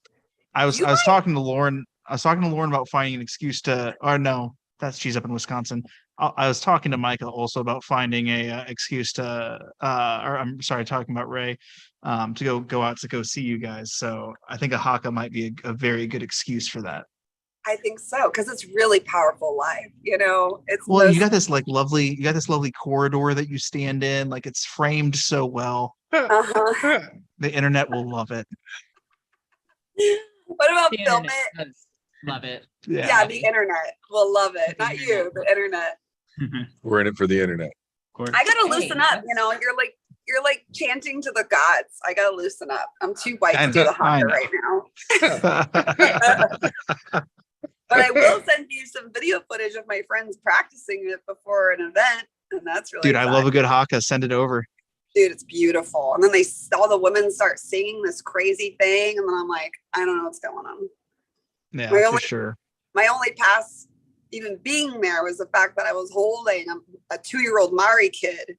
And they're like, who the fuck is this white bitch? And then I'm like, I'm holding a child. I'm allowed. I'm holding a child. The baby counts, the baby counts, the baby counts, the baby baby counts. I'm here the baby. I'm here the baby. Like, all right. You're allowed. I'm like, okay. Thanks. It's nice to be accepted. No, Do you have any shows coming up that you're doing? Yes, I have the OKC Villain Art shows coming up next week, and we are the host show for that event. So We'll be receiving artists as they come in, and they can come to the Oh, gallery really? and chill out and party. Yeah, we're gonna be closing down Goldfang for that Thursday and having an all-out brawl out. I've been working on the studio to make sure everything's nice and safe. And then I'm doing the Tulsa convention, the Homeward Bound one. And I'll be actually teaching my eco-friendly seminar there and be hosting an art night as well. Talk to us about your eco-friendly seminar a little bit. Okay, so I feel like this is something that I've been working on for years. As soon as I opened Goldfang, I really wanted something to be different. And I was so sick of the carbon footprint that artists leave on a daily basis with each client that we have. We basically make like a plastic human diaper burrito full of human waste and then put it in a trash bag. And then we just keep layering these human burritos on top of one another. And then that's our waste that we're creating. So I'm like, if I thought of like all the people I've tattooed for the last, couple decades, that's a lot of fucking baby diapers of human waste. So I started small because there weren't a whole lot of eco-friendly products. And that's actually my first reason even knowing Derb and True Tubes and then Red Tree. That's like, I was like, hey, Derb, what's going on? I was like, I could talk to you about some more eco-friendly stuff. So I feel like there was like a lot of people in his ear at that time. And I was definitely one of them trying to like get him to make more things eco-friendly because you just couldn't find them in the US. You couldn't like get it. They weren't consistent. They were So like, I do have to say, I do believe that the true, like the true grips, I think that the packaging, I think that's the first packaging that was like the double use intended to be used as your rinse cup. Right. yes. So like, is it disposable? Is it going to go in the trash? Yes, but you at least get to use it twice before it Well, goes he there. has a whole biodegradable, eco-friendly line now, right? Now, yes, this was like in the early days. Oh, for like sure, the, for sure. The foam itself is actually biodegradable. I don't know if the packaging still says that or not, but all the foam and all the Nice. grips, that's actually biodegradable. And then It says that it's eco-friendly. But the foam breaks down after so many years. Doesn't everything? Well, but Yeah. I'm being sarcastic. Don't This take is that like- In a serious. healthy amount of years. Yes, come on. Isn't that a great metaphor for existence? Aw. but like I a love lot of it. our eco-friendly stuff, like some of that is even compostable. Right. Not all of it yet, but some of it is like The clipboard some of sleeves it's are, the bottle paper-based. bags are, like any of the paper-based products, the ink caps, things like that are all compostable, biodegradable. So the seminar that I'm going to be teaching is basically describing what is good recycling, what is bad recycling, what is compostable, what is biodegradable, what are the lesser evils of recycling, because everyone is just kind of confused of what this is, and people are selling products out there that say, oh, it's eco-friendly. Is it though? So Yeah. I'm trying to bring it upon like a financial aspect of you can cut your costs down on supplies by using minimal waste. And then the waste you are using, you can either recycle it friendly, you can either reuse it, like the rinse cups, like that, multiple use items, like, and what exactly like are we using? Like, it's not basically like go out and buy all this new eco-friendly stuff. It's basically like using what you have in the environment you have, and how to also kind of train through little subconscious ways about organizing your studio so your staff also becomes eco-friendly and not really know it. It's just like changing habits. So I've waited for a very long time for this to happen, because like 5 years ago, people basically like, what the fuck is wrong with you, girl, trying to change the wheel? Gatekeepers. But now I've got so many people behind me and backing me that I actually told Dirk, because he'll be going to Homeward Bound, I was like, can you please be in that room with me while I give this seminar? Because if someone says anything, I just want you to be right there, or like, or I say something stupid, you're also right there and be like, Yeah, what a great cheerleader to have in your corner too. But also like what Renee's saying, Derb's so involved in the industry that he might be able to drop a little bit of insight and a little bit of industry inside, knowledge. Like, for instance, once like the hemp laws, like industrial hemp laws change, then we can start playing with like hemp-based composites, and that then we'll be able to have biodegradable plastics that are equally as strong as Lexon. Yes. So that's one of those, like, once that legislation changes, the biodegradable, like the carbon footprint, like all of that is going to be changed drastically because it's so renewable and it breaks down into such a beneficial carbon. You know what I mean? Like, Yeah. Free the hemp. And that is Yeah, like free we the need to be hemp. thinking Amen. more renewable resources. Is it biodegradable? And is it biodegradable and doing anything beneficial? Why it biodegrades? Because like right now I'm trying to explain paper over bamboo, but as soon as the hemp laws change, then it'll be hemp over bamboo. So basically I made like a pyramid of good decisions. And it's like, if you're stuck in the scenario, how do I go about it? And just follow the pyramid. It will tell you. let me ask you this. So I need that for I'm- my life. one thing I've been No, that's wondering, that's how you get into pyramid schemes. so, I've been experimenting with the little compressed wipes, like you have to, they look like little mints. Which one is actually which one actually breaks down better and is more beneficial, so to speak, the cotton ones or the bamboo ones? Because they're both pretty soft. Well, I So like which the bamboo ones. The cotton, what it takes to process cotton to make those cotton rounds is actually a lot more toxic and energy non-efficient than the bamboo ones, because you actually have to process it, bleach it. There's a lot of mechanics that go involved with that, a lot of chemical processing. So they're able to refine the bamboo a lot more eco-friendly, basically. And I do like the fact that the bamboo ones do have almost like a quilt to them, like almost like a little bit of nib, and their packaging is also biodegradable, where the cotton ones that I found, the packaging is all plastic so far. I've only gotten a few different ones, but I'm just experimenting with different brands that I've found on, I'll send you the brand that I Zon. have. Cool. On the I'm down to Zon. try them. Yeah, I'm down to try them. I would love to find something that I like enough to just buy a huge case of them and have them. Cause I literally go through a handful per tattoo. So they're a little bit more expensive, but I use fewer of them. And I also throw fewer of them away. So there's that. And that's the challenge too, is me and Vaughn, we should just dive into this, because with black and gray tattoos, those bamboo towels or cotton bamboo towel or cotton towels are amazing. But as soon as you do anything that is color related or large color related, you're going to be going through so much more. So is it more valuable on the larger scale of things to be using your bounties, or do you just go through more of the bamboo towels? And that's what I'm fighting with my staff right now on. Well, not fighting, but largely discussing. We got Todd back. Nerd stuff. Hey, Thank Todd. Nerd stuff.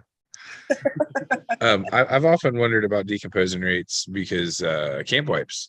And it's one of those things, it's I frequently have to leave things in the woods. Then I'm just I wonder how long that actually takes to, and there's lots of different brands, lots of different fabric ratings and balances of what is in what and what can do what, and lotioned and unlotioned and all these things. And I've always been curious about what I'm actually leaving. It's funny you say that, because it's actually the camp material rabbit hole that I discovered these compressed towels. I mean, I know I'm not the first tattooer to discover them, but that was the thought, what's ultra compact, ultra tiny, because smaller is baller. The big puck size, and the ones you showed me were little itty bitty baby ones. I was like, everybody always thought I was handing them Lifesavers mint. Yeah. I mean, you can put it in your mouth if you want, but You would die. Funny though, and it just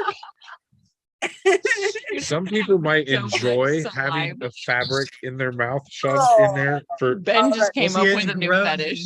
new. What do you mean new? I highly doubt it's new. But yeah, That's a whole different kind of gag. He's like, put this tiny puck on your tongue. I don't want to judge you, but my kink is kink shaming. So here it is. You make you fucking feel bitch, bad about clean your feeling mouth bad. out. Oh man. Don't you talk to me with that dirty mouth. Eat a towel. Eat a towel. You're gonna need that. We have Clean totally that mouth up. derailed. Sorry guys, it's what I do. I derail things. But yeah, same with camp towels and things along those lines. I've often wondered about which ones can I leave, which ones can I leave. Again, they say biodegradable. They say that you can bury them 3 feet and they're gone in a couple days. And I'm like, if it's strong enough for me to sit here and pull and tug and wipe my hands off and clean my pot with, and then bury it in the ground, and I'm just supposed to believe and take it on, whatever fucking corporation's word that this thing is. Well, let me ask you this. How biodegradable is Bounty? Bounty's got to break down pretty quickly, right? You gotta think of the Like that additives, sponsorship. though. You don't sing that Bullshit. song. Watch me. You don't sing that song. Think of the Good thing additives I that don't make get one. it, like if there is any, any kind of paper towel, because I know Viva as well, it's got like a poly, like acrylic fibers in it to make it more like silky. So you just have to make sure that whatever, like paper will break down. It'll just break down. But what else is breaking down with it? Because Got just it. think of that little humble snail family, 20 years Oh. from now, taking a walk. You I've been didn't talking- join us. I've been yet, but talking we've been about talking about doing a snails the series of whole snail episode. tattoos. Really? That's amazing. And how that I'm going to specialize in like 6-line snail tattoos, and everybody's going to love them. I'm not psychic, I promise. It's a recurring theme, man. I think recurring I think that's little baby Jesus coming down from heaven telling me to do You snail need to tattoos. get a racing snail with some classic 50s greaser So, flames coming right, down. Look, it even looks like it belongs I there. want That's it a to be perfect like- shape I to want it put to a be like- snail Yeah, shell. you want it to be good, so have Flames. somebody else do I it. want it to be like a sticker. Like I want it to be like just pristine. Yeah, you have somebody else do it then. I'm doing shit snails. I want you to do the snail. I want the flame to be pristine. Oh, that's fair. I don't give a fuck about that snail. I'll give you a shit snail. I got you on the I just want We'll you do to take classic care hot of it. rod I got you, flames. Bobby. I Nice want to and hear, and name him graceful Speedy. point. Yes. Aw. That little Grease cute lightning. little- Yeah. He's going to like all the rest of my tattoos. He will have a good traditional Mexican name. Like what? Like Spadro. I don't know yet, but like my little skull Like here, my little skull Speedy? here, my little skull Juan? here is no, he's Guillermo. Oh, wait, Guillermo. like- Yes, yes. Like, Yeah. isn't there a Todd Speedy has a Speedy Gonzalez tattoo. Gonzalez. So Speedy Speedy Gonzalez. was pretty fucking good, huh? Can we put a sombrero on the snail and just have that a is little, pushing. a little No, I'm tentacle d- Yeah, That's that's pushing. pushing under it. the sombrero. Fine. That's My body, Somebody my can choice. add. No, my body, my choice. I'm here for that shit. Somebody can add a sombrero, but I do snail tattoos. Okay. You do the Well, it's snail, snail I'll do guy, the you know? sombrero. You can do my add the my sombrero. snail sombrero. Can it have holes in it to have his little eyeball antennas come out? That's all on you. Absolutely Like, necessary. like instead of coming under, like it goes through the hat. Like there's a designated hole for that. Oh, That'd be that's dope. cute. Okay. How big do you expect this This is, snail to be? you know what I'm starting to imagine is Hey, if man, I got some space, dog. I'm starting It's to fine. imagine as if Gary from SpongeBob wore a Uh-huh. sombrero. I don't want a SpongeBob I'm pretty sure that's tattoo. that's a picture that exists. I don't want a SpongeBob tattoo. All right. we'll Why make not? it It's our a SpongeBob generation, man. tattoo. I never got into it. It's like getting a Betty Um, Boop I feel like tattoo. our generation was more like Rocco's Modern Life. Dude, I Oh, want an Invader Zim. Yeah. I want an Invader Zim tattoo. SpongeBob was more my generation. I have a Disney tattoo. Kyle's the How old are young in you? here. Me Grizz. too. Oh, you sweet baby. You Yeah. sweet baby child. Oh, 1999. are you even allowed I- to smoke this? Get out of here, Prince. I want a Judson tattoo. Oh, That'd be dope. That'd be really sweet. I mean, I got my gummy berry juice bottle. I still want a See? Marvin the Martian. I have no Marvin the Martian, and that just seems I weird. wanted So him a too. client of mine love has Marvin this Marvin the Martian tattoo that she's been trying. It's right just below like her solar plexus. So it's like at the top of her belly. And we've Dope. done a lot of cover up work on her and we've covered up all like the mistakes she made when she was young. And we've been trying for years to figure out what to cover this Marvin the Martian with because it's actually done pretty well and The it's answer dark and it's is in there. Marvin the And Martian. last time I worked on her, it was a totally unrelated piece. She's got this big bio piece on her leg that we were adding to. And I was like, I've been thinking, why don't we just keep Marvin and put like a cool piece of like floating earth matter under him and do a really cool bright colored galaxy behind him. She's like, I love it. I was like, That's instead of awesome. covering it, let's just make him rad and make him the focal point of whatever else you want to do on your belly. She's like, I'm down. I So I love don't know that. when we're going to start that, but it's been like 12 years of her being my client for me to be like, why don't we just keep him? We should just let We that should be. just keep him and make Yeah, him maybe the we're rule supposed to keep instead of- them.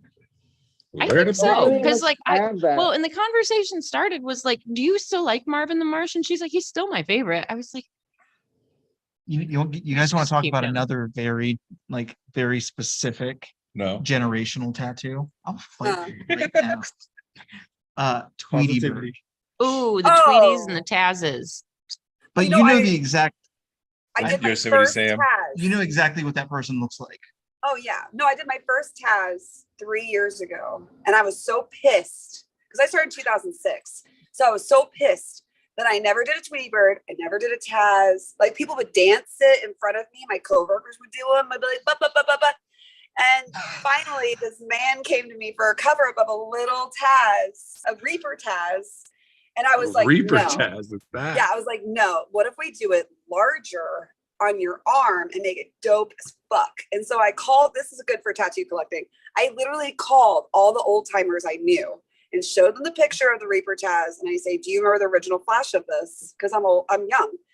And they all found it for me. And so I had the original flash of this little Reaper Taz. And then That's I dope. redrew it. I put chrome in the scythe. I put desert chrome in it. Oh, it's fucking dope. Oh, It's like the Nice. dopest Taz. I want to see Yeah. that. Can you send that to me? Oh yeah, I'm gonna look for Send it. it to me. Send it to me. Send it to me. So how many She of us bounced out actually like, I'll got, send it to you right now. cartoons from our childhood on us? Yeah, What's I'm that? How looking many for got a it. cartoon Right. of us? Cartoon of us on us from our childhood. I mean, I I want do. to I do a got Speedy cartoon of Gonzales. all of you as I've a got- yeah. family I'm of planning on snails. getting a Venom tattoo eventually. But like modern era, like very I have a chick very tattoo. modern looking. Do you have any cartoon tattoos, Tony? Tweety bird. Oh, you're muted. Oh, I'm muted, Tony.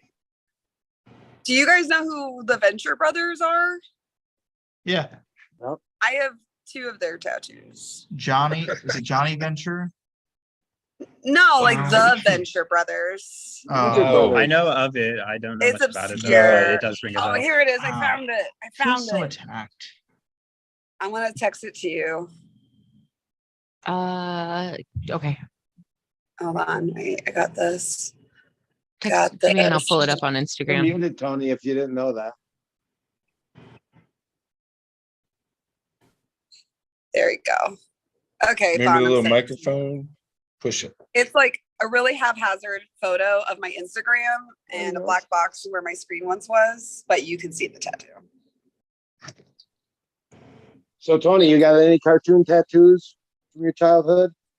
No, no, I'd have to get Mickey Mouse or something, from my childhood, Popeye or something from a long time Would you ago. Ooh, Would you- Popeye would be good. would you change him Popeye- up at Popeye all? good. Like I've make him seen like a a little bit killer extra, a little extra Popeye. tough. Little extra tough, yeah. Little. Or no, Popeye. Popeye when he's being sweet to olive oil. That's a cute one. Aw. Yeah, Yeah. that'd be cute. Oh. We've heard your sure olive oil over there a couple times tonight, so that'd be a cute tattoo. I've seen a Popeye, the original Popeye, the way he was originally drawn in that Yeah. tattoo in Vegas. It was so dope. It was like, wow. Because, I love Popeye too. Who don't love Popeye? If you grew up in that time frame, we all love Popeye. Yeah. Oh, Taz. look at Here that we go. Taz. Sorry, let me get this centered up for us. Look at that desert crow. Wow. Give it to me. And you don't Look even at see that that. size. Yeah. Look at that cover up. What? Woo. Chris. What yeah. cover up? Yeah, exactly. Exactly. And he served our country. And he had his shoulder surgery. He was like perfect Look for a at Taz Look at dad. that purple whip. Look at that Black shit. to purple to light. That's tasty. Amazing. Oh I yeah. love that chrome scythe that's staring me I in the I eye. really love that very like light beige on like the fur of his mouth and stuff. Ooh, Yeah. thank you. Like Thank you. yeah, that like mouth. you could have and we were talking about skin breaks earlier, and like I said, I'm a slut for skin breaks, but like that just like light touch is so fucking good. So Renee Mhm. mentioned the desert chrome, and if you're into like hot rods or 90s tattoos, this is a very specific trick. Mhm. And Yep. like this is what like this is like an airbrush artist trick the- basically, and it was kind of adopted and used all over the place in the 90s. Do you remember the Oh, yeah. graffiti bubble balloon craze? Where they basically did this inside of bubble letters and made them look like balloons, and then they could Yes. hyper realistic make the balloons with like. That shit Oh was yeah, that's so like That little chrome. drop Yeah, that shit's shadow and dope. shit. Well, my Shit's guys dope. made me learn desert, like all environmental chrome, like forest chrome, city chrome. I should have, like, I think about prairie land chrome, but I still haven't figured that one out. Like winter chrome, like Mhm. should be able to reflect anything off of a hot rod's chrome. Right. So At it's any funny, time. like I've always been into reflections, but as a younger artist, it really like frustrated me. And then my friend Clayton, I mention him from time to time, as he was giving me like basic airbrush lessons and showing me how he like makes these faux finishes on things. He like broke down the chrome tricks for me, and I was like, "Are you kidding me? Warm and cool environmental colors is the trick. That's Mhm. it. And a Yep. horizon. Yeah. That's all." You just made it sound so simple. I'm Well, gonna he I'm gonna made go it do seem chrome so bubble simple. letters when I get home. We're Yeah, gonna you get some, we're just gonna get need some chrome snails soon. warm and cool. Don't push your luck, bro. Quit. Whoa. I chrome believe in you. snail. Quit. I Black or brown. believe in You you. get I two believe in the colors. chrome. You get two colors. A chrome Listen. snail holding That's all you need. balloons. A chrome snail with a chrome sombrero You with guys, a you guys are sticker already flame, hot pushing rod the flame. limits of the simplicity of the 6-line snail. You guys do not understand the fucks that I do not give. This tattoo is going to happen. It's Put gonna it like an happen. up It's gonna be so scenario. good. Like the What's that? Pixar Up, you know, where the old man's hanging on from all the balloons, but I want it to be a snail hanging on to a bunch of chrome balloons that spell out something. I think that what are the chrome balloons gonna say? Fuck Sombrero. you. I mean, I'll hear the plea of whoever wants to design this tattoo. I am here. Oh They man. will say sombrero. The amount of bad ideas that have happened in the last half Renee, hour. I'm starting to smell a collab. Uh-oh. Yeah, I hard. would love that so much. I got the I'll take chrome. a 3% commission on all this ideas again for my tattoo concierge service. You Well, can but reach between me all at of us, we'll probably just pay each other in weed, so it just comes full circle.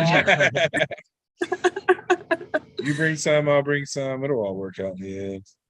We'll make salads. Mm. So you guys, we have killed almost 3 hours of our lives this evening. No I think we've had a way. fantastic discussion. This was a great thanks for show, having man. me. Yeah, this is fun. Tony, do you have any plans in the near future on getting tattooed? You said you kind of hold off for the summer, right? Yeah, I don't really get tattooed in the summertime. And do you have any specific plans in the fall, or have you not started scheduling that far ahead yet? Haven't scheduled anything yet. Like I say, I want to get my head done. So I probably should be thinking that way. Don't be Any ideas who you want to do it? Say again, Todd? Do you have any ideas who you want to do it? Well, yeah, there's this guy, Jimmy Calkin, and he does the black work and dot work and designs and stuff like that. So a collab with him and Josh Payne, I think would be interesting. Yeah. Yeah, seen super Josh painter Payne, lady yeah. Dottie. Mm-hmm. Yeah, Dottie with some kind of, and then Josh is incredible. You're with the thinking more colors. of like the ornamental color work that he does. Oh, I'm yeah, not but- sure how they would work it out, but I think it'd be interesting to have them Mhm. two do my head. Yeah, it would be. That'd Definitely. be a great placement. Yep. That's really Yeah. good. Yep. Head tattoos Hey, your rule. I'm just gonna collection- throw it out there.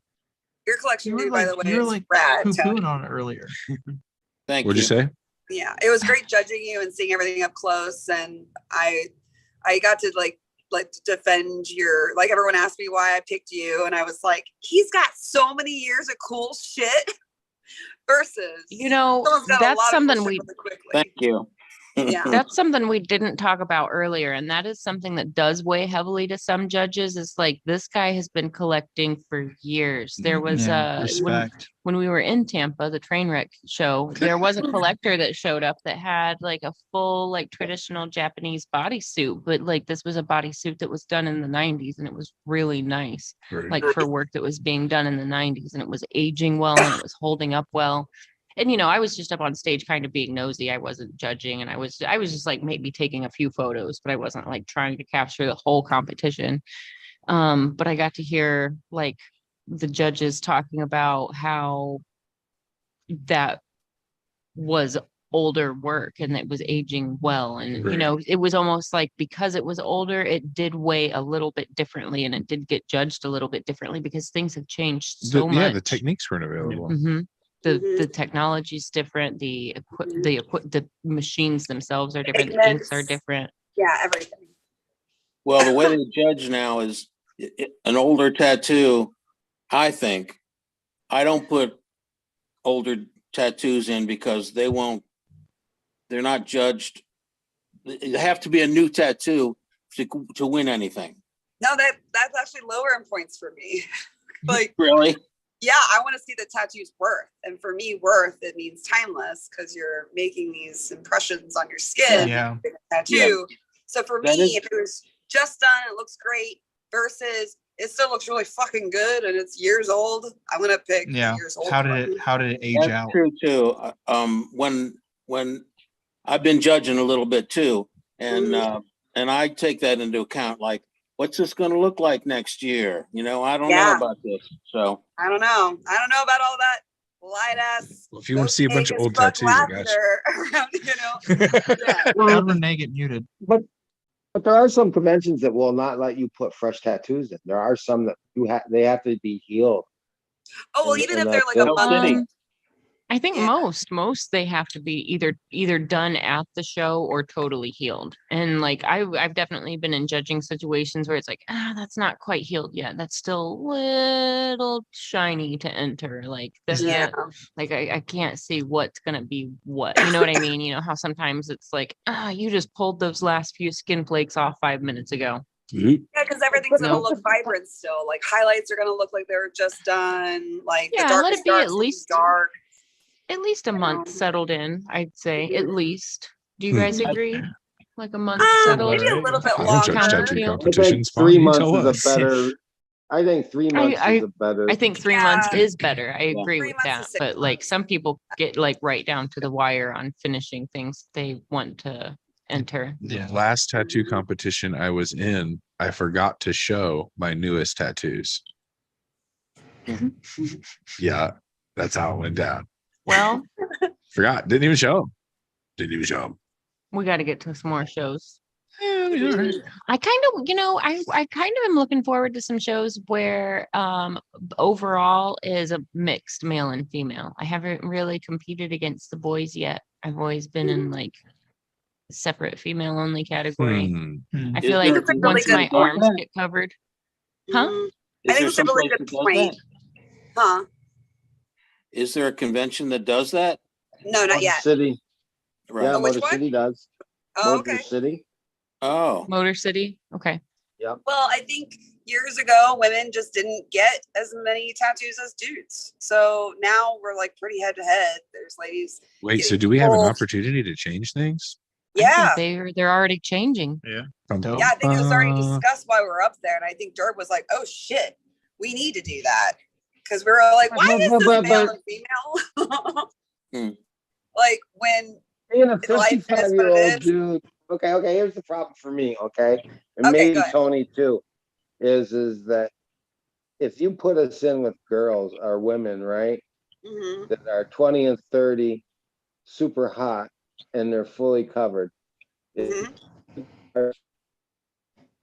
Yeah. It's just gonna die. 'Cause Oh judges shit, everyone's are- you know, there's a I don't know. Hold I on, just Todd, you're don't think breaking up real bad. Yeah, Todd, you're Yeah. Can breaking you up say so that bad. again? Yeah, I'm sorry. I just don't think it's fair, you know? It's just not fair. What? That they're hot If you and and I'm getting old. I think okay. Well, I think are we we're- judging Hey, man, the I mean, tattoos or are we judging the person? if Because these- if it's Yeah, are about we the judging tattoo hot- I don't collection, know, that man. shouldn't If matter. these judges are sexualizing this experience, they probably shouldn't fucking be judges in the first place, Yeah. right? I Maybe give just you pull your that. shorts a little I tighter give up your you butt. that. But Todd, again, what Todd made an character observation. on?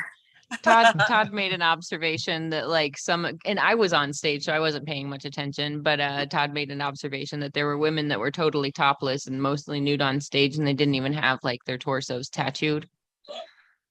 But that's where I think judges with integrity are going to be like, well, that's not a tattooed area. So I don't. Moving I'm on. not looking at it. Yeah, I Well, mean, and I don't one of the know. things is And just you get so used to seeing skin that to me it doesn't even register because I mean Yeah. I look at every single person on the stage all the time. It stops. I never noticed that. Now I'm curious. Well, I would Yeah. I'll go Well, back I and don't make fun want of to people. sound well, I don't want to sound sexist because I've seen so many competitions and that over the years and I've seen some women go up there that maybe 3 or 4 tattoos, but because they're hot, right? They think they should win. And when they don't, Oh, they get all huffy and puffy about it. And Well- that, I Well, don't that's think not that's true. a That's them not. problem. That's a them problem. Yeah, that's a I them give you that. problem. Hey, I give you that. I'm just saying. Yeah, our generation but says, that "Fuck that." mentality is there. That mentality is there. You know, What if we they may did not would've a- done, I know. the tattoo competitions at classier events anyways, they're not wet t-shirt contests. So hear me out No. here, right? So if you do the way House City was No, done but was that- I'm heats, talking- right? Mhm. What if you did the top 5 women, top 5 men, then had your own category? You announce a best overall And then have it female, open. best overall male. Then you take the top 5 from both of those and you put them in a combined category of best overall men and women and pick the best fucking tattoo. All right, Everyone wins. Yeah. I still have the man-woman problem, but I may have a solution, and that I'm totally kidding and being sarcastic when I say this. But what if we just have a hot category and a not hot category and solve Todd's problem? Oh, man. No, we I would- can't do that. I So don't what about know. this? This isn't this is a brainstorm that I just had like while I'm sitting here. Give it to But me.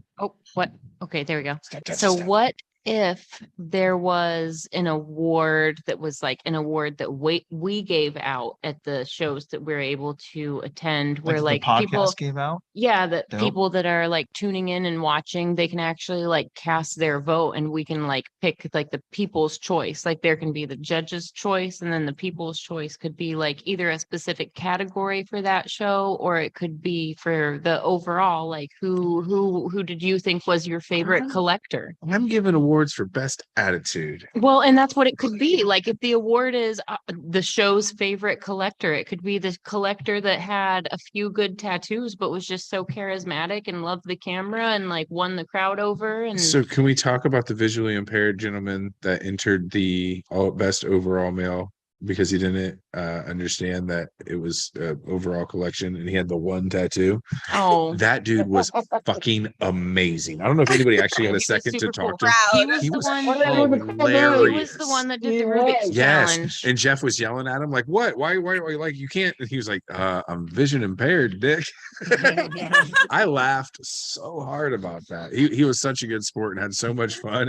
And it was that kind of attitude that drew me. I was like, I'll hang out with you. Yeah, I remember him. He was pretty funny. That was a good guy.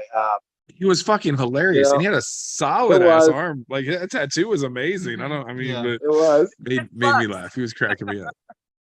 Yeah, no, he was funny. Oh, I wish I could remember his And name. that's a conversation for another episode, though, of like how, as a visually impaired person, do you choose your artist and choose direction and stuff like that? You don't. I know, but like you have to. I'm sure. I mean, if he got an amazing tattoo, I'm sure that there was some sort of vetting process for how he chose who was going to put that on his body without Mhm. him knowing what was going It's to not, be. if he was blind, I could see that being a lot more of a situation, but Then he just was being able to visually see. impaired. Yeah, he was able to see. So like, I feel you. I mean, Wait, I can't read shit Maybe- anymore, so you know, you can call me visually impaired. honestly, So, a lot of people go off of trust of other people. I mean, we're all artistic, so we get it. But like, I don't know. There's so many Yeah. people that don't understand what we do, and they trust their friends' advice. So like, what if Yeah. that guy had like a severe word of mouth, and he was like, "I'm told you're the best, and I'm blind as fuck." So Dope. I went, yeah, That's a perfectly acceptable answer. I Do like me that. right. Yeah. Do me right. I heard you're good at this. One more game, please. I'll never know, but please go ahead. I have so many All right, clients. Like, guys. right? yeah. All right, guys. Let's wrap this We're up. We've running had a at great 9 talk. now almost. Yeah. Next week we'll be coming to you from the Indie Tattoo Expo setup. So it'll be Thursday night, the night before the show opens. I'm sure we'll be able to grab Chris Taylor for a little bit to join us. He's joined us on the show several times. I love when Chris joins us. I like this. Would Yeah. it be weird if I like went in with you guys one day and be like, here at the Villain Arts Show, you guys, because I'm missing this year's Indie, and I'm really like, me and Chris already cried about it. I was like, I'm so sorry. I'm the host show. I can't miss it. But I'm really No, sad. that would be great. Tap in. You want to talk Very about connecting and Hey, communicate. hey, Yeah, That'd be amazing. if you want to volunteer to send us some Enough. footage, we can Please don't. exchange login information and stuff. That'd be funny. So Just like, yeah, hi. honestly, Get in here the now. more people we have steadily might say? contributing, the more Good girl. people we're going to Come be on. able to reach, and the more people we're going to be able to talk to and communicate girl. with and Good share girl, their good girl. stories. Mhm. I can maybe even go around and just talk to people. I know I'm having like, I usually stop tattooing at 8 and 9 because I'm old. So then I just like gallivant around and have fun with people. And I could always get some cool stories about their weird shit that they have. So I'll Yeah, contribute. absolutely, man. And you're Cool. already in with like the reinventing crew, so it makes it easy. You already know Yeah. who's who and everything. So Do work. Yeah, you got Okay. jumped in. You're in the all game. right, guys. Work. Yeah, you're in. I want to thank Tony All for right. being to join us. It was a Yeah, good Yeah, thank you Tony, so thank you much. so much, man. You're amazing to have. Any Thursday that you're free and like want to sit down and chat, you don't have to hang for the whole time, but to beep in and to hear your voice would be amazing. Anytime you have the availability, we'll reach out, let us know. We'll definitely shoot you over that link. It's nice having you on. Thanks, Yeah, guys. definitely hope It's our good to meet paths. you I all. hope our paths cross. Yeah, Yeah. absolutely. Nice talking Absolutely to you. great to talk to you. Yeah. All right, guys. Well, Take we'll care, see y'all guys. next week. Bye.